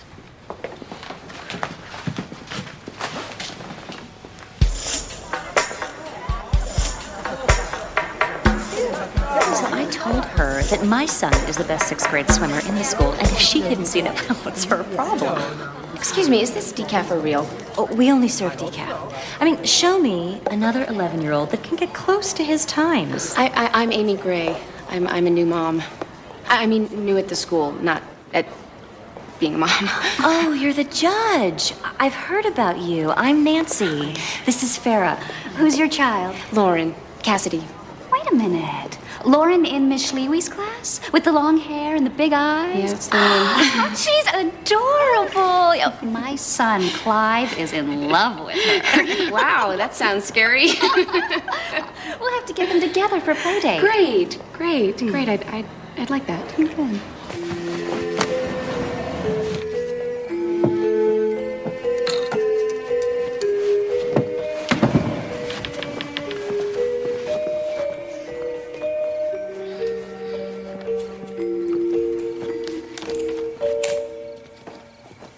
Lauren, what are you doing?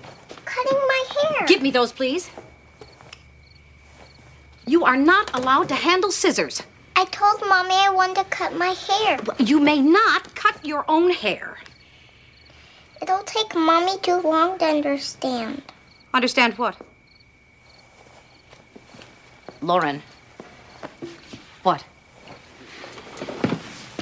I don't want the ghost to see me and take me away and steal my voice and lock me in a dungeon. What ghost? Mad soldier ghost. He locks you in a dungeon away from your family. They say he looks for girls with long hair. Lauren, there's no such thing as ghosts. Yes, there is. Darian says grown-ups can't see them. Who the hell is Darian? A boy at school. He's 9. Don't you ever worry about anyone locking you anywhere. How can you be sure? I'm sure. I'm old. I've lived long enough to see everything. And if there were ghosts who hurt little girls, I would know. Why? Because I raised a little girl. Your mommy. She always had long hair, and she never saw a ghost. Another thing, when I pick you up at school, would you, introduce this Darian to me? Okay, the first order of business is the Halloween Carnival, which is fast approaching. I'll turn it over to Nancy, who is head of the committee. Several parents and I feel that we should issue a directive to our children this year indicating what kind of costumes we feel are appropriate. No violent action figures, no gangsters, nothing sporting a weapon. Also, no ghosts, monsters, vampires, witches, skeletons. Come on, what does that leave? Plenty of things. Disney characters, princesses, sports figures, well, except, of course, for Daryl Strawberry. Just keep in mind that if your children show up at the school party in inappropriate costumes, they will be asked to leave. I guess I'm confused. Why are we doing this? We feel it's not a good idea to encourage violence given the current climate in schools. Well, but that's different. That's not about Halloween. What is it about? I'm sorry. I realize I'm new here, but this seems like a bit of an overreaction. In my work, I see disturbed children all the time. I can't point to a case where the behavior is linked to Halloween costumes. Look, Miss Gray, committee members have been discussing this for months. Perhaps if you had joined the PTA earlier. Okay. I should have done that. If I could move on to the next agenda item. Please.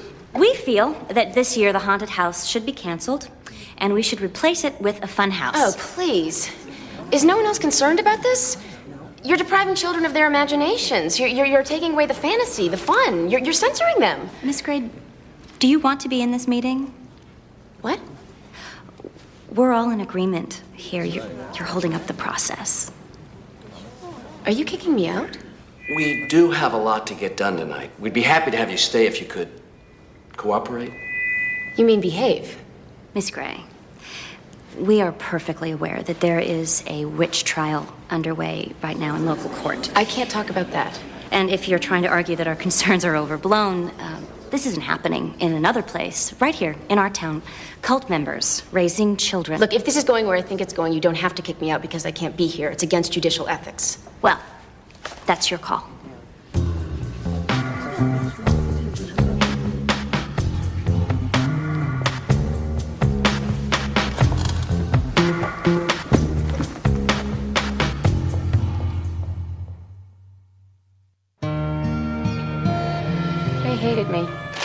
you about the PTA. I've never been kicked out of anything, ever. Ballet. Well, except ballet. My teacher was a lunatic. Summer camp. I suggested a few reforms. You let all of the horses out of their stalls. It was cruel to keep them locked up. My point is that you're a leader. Leaders don't make good joiners. Try and stick with what you're good at. For once, I'm not going to fight your advice. Talked to Lauren last night. I figured out her problem. Some kid at school scared her to death with a ghost story. That's why she's avoiding Halloween. And she still doesn't want to go. Well, I'll talk her into it. Amy, let her sit it out if she wants to. Mom, fear is a very dangerous and contagious thing. I have to teach my daughter to work through it, not run away from it. You should know that. You've never run away from anything.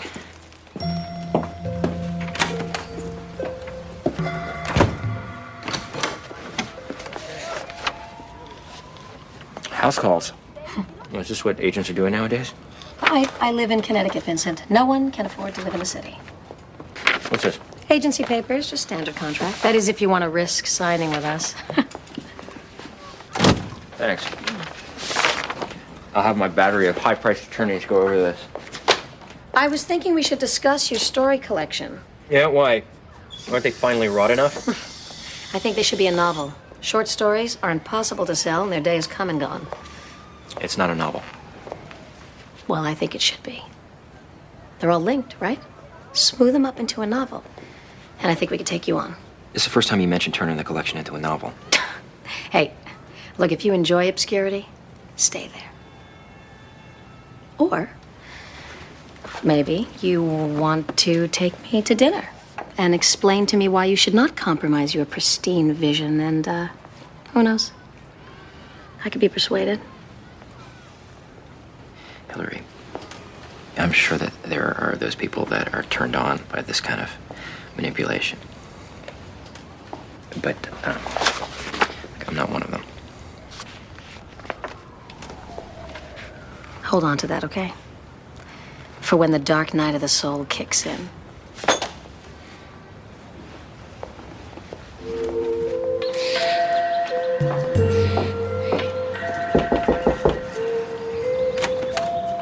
Mrs. Baxter? Yes? I'm Maxine Gray. I'm a social worker. I'd like to talk to you about your former neighbors, Noel and Angela Compson. Do you remember them?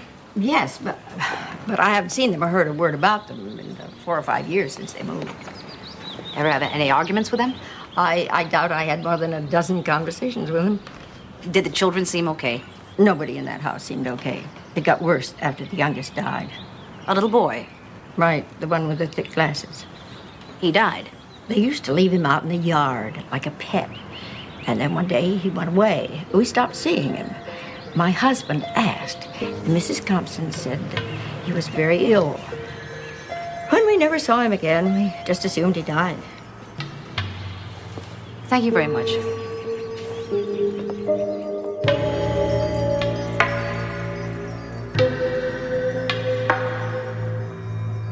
Mr. Dobbs, have you any more witnesses today, or can we start to wrap this up? Well, none that you've approved, Your Honor. Yes, I didn't feel the need to hear from the gas station attendant who claims Miss Featherstone put a hex on him. Your Honor, I have a witness that I would like to present. I have invited Lyle Warner, an attorney with the Wiccan Anti-Defamation League, to join us. There's actually such a thing as the Wiccan Anti-Defamation League? Yes, ma'am. Well, I welcome a voice of reason. Ms. Warner, you've been sworn in? Yes. Did Mr. Carr explain that Miss Featherstone's parental rights are at stake? Yes, I'm often asked to provide background in legal cases where Wicca is involved. I've reviewed the case thoroughly. And you believe Miss Featherstone is being unfairly accused because of her beliefs? No. No? We are very selective about who we defend, and we're not willing to take up her cause. Your Honor, this testimony is not what we prepared. I was only asked to testify. No one told me what to say. Your Honor, the witness has turned hostile. Mr. Carr, let me hear her testimony. Your Honor, Wicca is only just starting to step out of the shadows. We can't afford to put forth a negative public face. Miss Featherstone's behavior does not fit our profile. She isn't our type of person. Are you saying Miss Featherstone is a bad witch? Yes, that's what we're saying.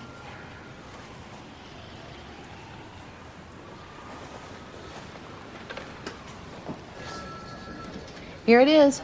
Birth records on the Compson family. Mother, Angela H. Father, Noel P. Children, Kenneth J. and Teresa K. Just two. That's right. I see. Any death records? Not in the immediate family. Thank you. Is there any reason you would not have a birth record? Oh, sure.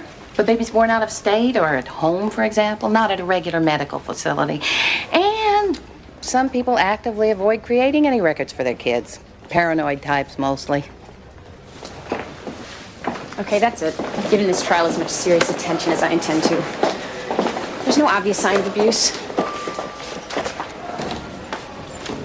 Court's adjourned today. I can't hear any more evidence.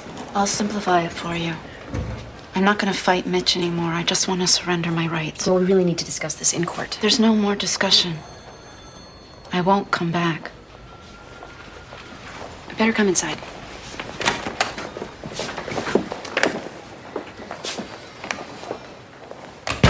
Miss Featherstone, if you terminate your parental rights, you may never be able to see your son again. So think about what you're saying. Judge Gray, I know I'm not the best mother, but I love my son.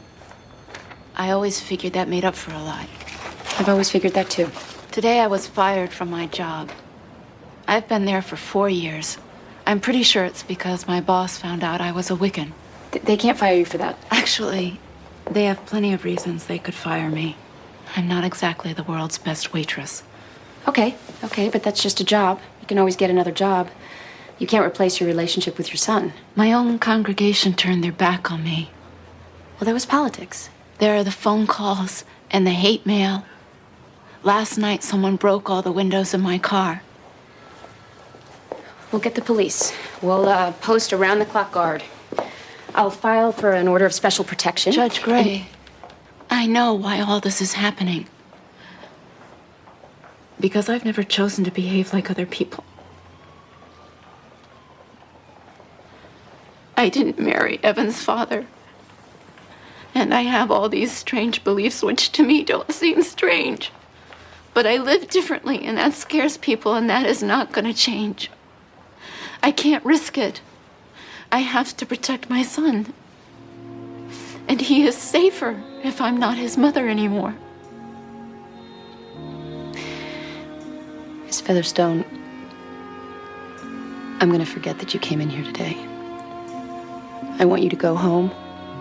I want you to think about what Evan means to you and what life not being his mother would be like. I'll see you in court tomorrow. Murdered. They killed that child. And I think there's evidence of it somewhere in that house. There's no birth record, so it's easy to cover up. Maybe there's no birth record because there's no child. Ms. Nixon, I remember him, and the former neighbors confirm it. Neighbors are suggestible. There's no reason to doubt these people. Maxine, we barely have enough evidence to investigate abuse. Now you want to start searching for a dead kid. Why don't you call the police if you're so convinced? You know why. Because there's no probable cause. And DCF doesn't need probable cause. This job relies heavily on instincts and perceptions and hunches. I forbid you to go back to that house. I can't walk away from this a second time. I will personally arrange a restraining order if I have to. Ms. Nixon! It's over!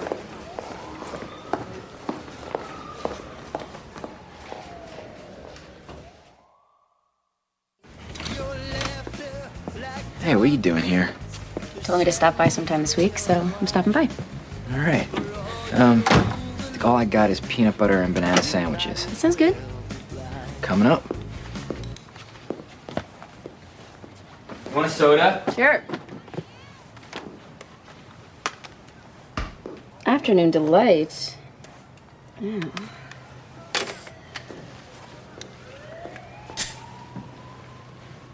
Who's Hillary Baker? Oh, that.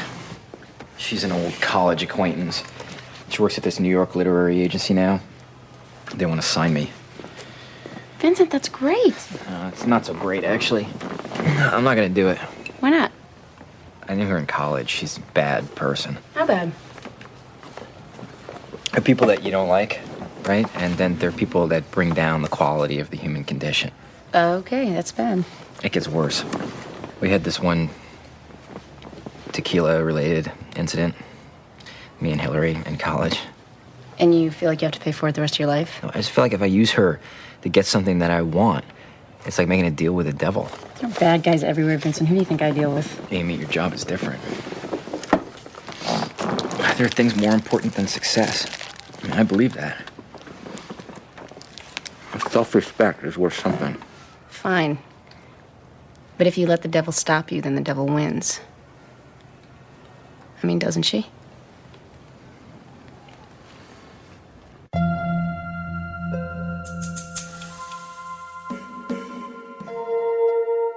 My parents aren't home. That's all right. They don't need to be. You can't just come in here. Actually, I can. Well, stop her, Kenneth. Go call Mom. What are you afraid of? You're just not supposed to be here, okay? Teresa. I told you to go call Mom. What's in here? Do you have a key? No!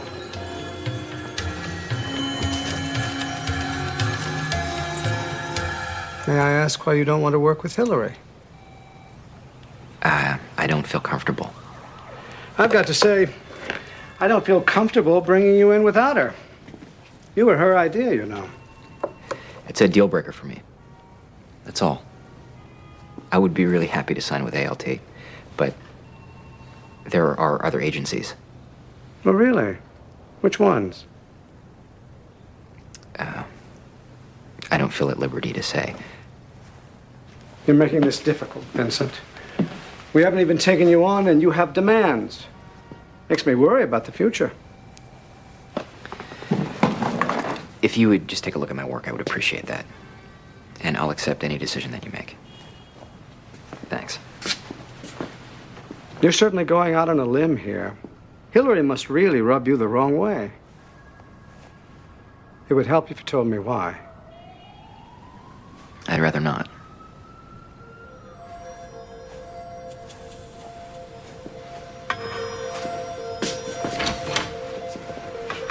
You can't be down here. My father doesn't let anyone down here. Why not? What's your father hiding? Hiding nothing.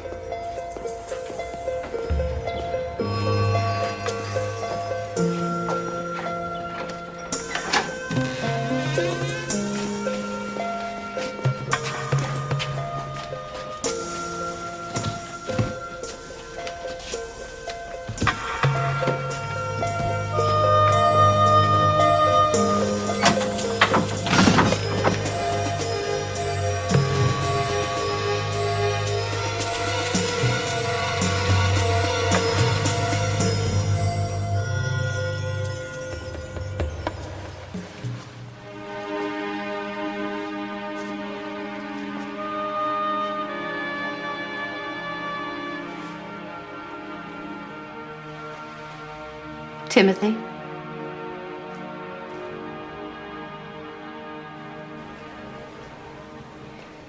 We have to start. Where's your client, Mr. Carr?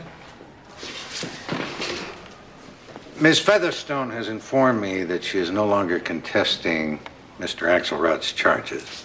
Your Honor, Miss Featherstone's failure to appear is tantamount to abandonment. That's unacceptable. She cannot walk out in the middle of a trial. I'll subpoena her. Ms. Featherstone has disappeared. She wrote me a note saying that she left the state, won't return. Well, Mr. Axelrod, it looks like fate is on your side today. Thank you, Your Honor. Thank you. Mr. Axelrod, under the circumstances, I have no recourse but to grant the DCF's petition and award you full custody of your son, Evan. But I am far from happy about it. Clearly, you are fit parents, but the charges you brought against Anne Featherstone instigated a full-scale witch hunt.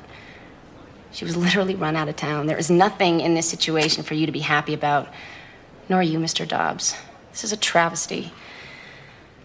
I am granting custody, but I refuse to terminate parental rights. Ms. Featherstone can come back and contest this decision at any time. The child lost his mother because of hate and hysteria. We can't do better than this. Why even have a judicial system? What's the point?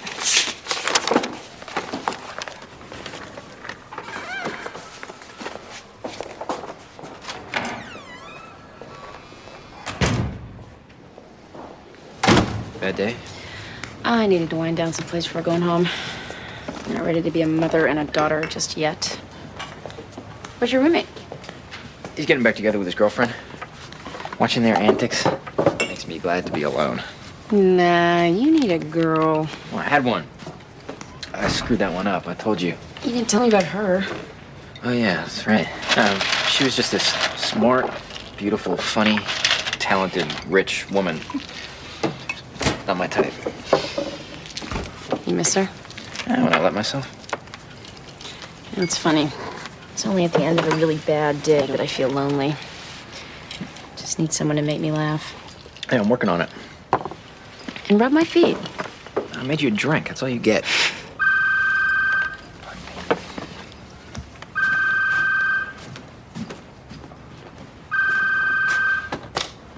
Hello. Yeah. Oh, hi. I see. Well, thanks. No, it's great. I appreciate that. Yeah, I can do that. All right, thanks again. Who was that?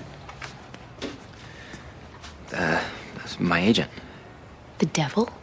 No, the devil's boss. How'd that happen? I took a chance. I went over her head. Huh. Wow, it worked.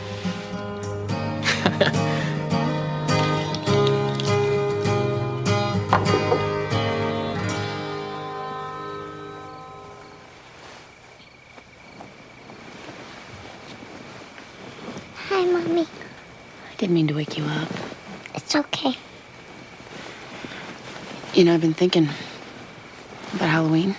I think maybe you should go as an angel. Because angels, you know, scare away ghosts. They do? Absolutely. Can I have wings? Wings, halo, the whole bit. What will you be? An angel's mommy.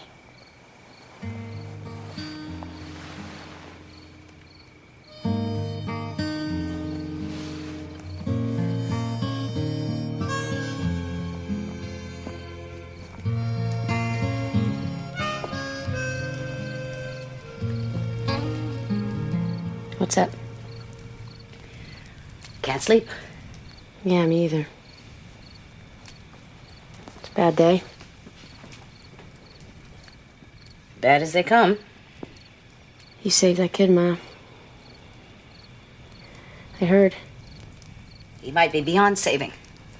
If I had pushed harder the first time. Don't. You can't anticipate a thing like that. It's not human. He has a chance now. They said they did it because he wasn't normal.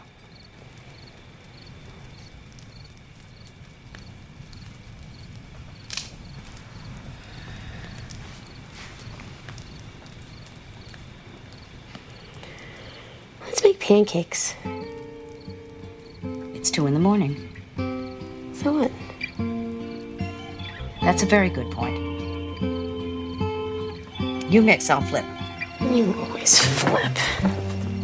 My house, my rules.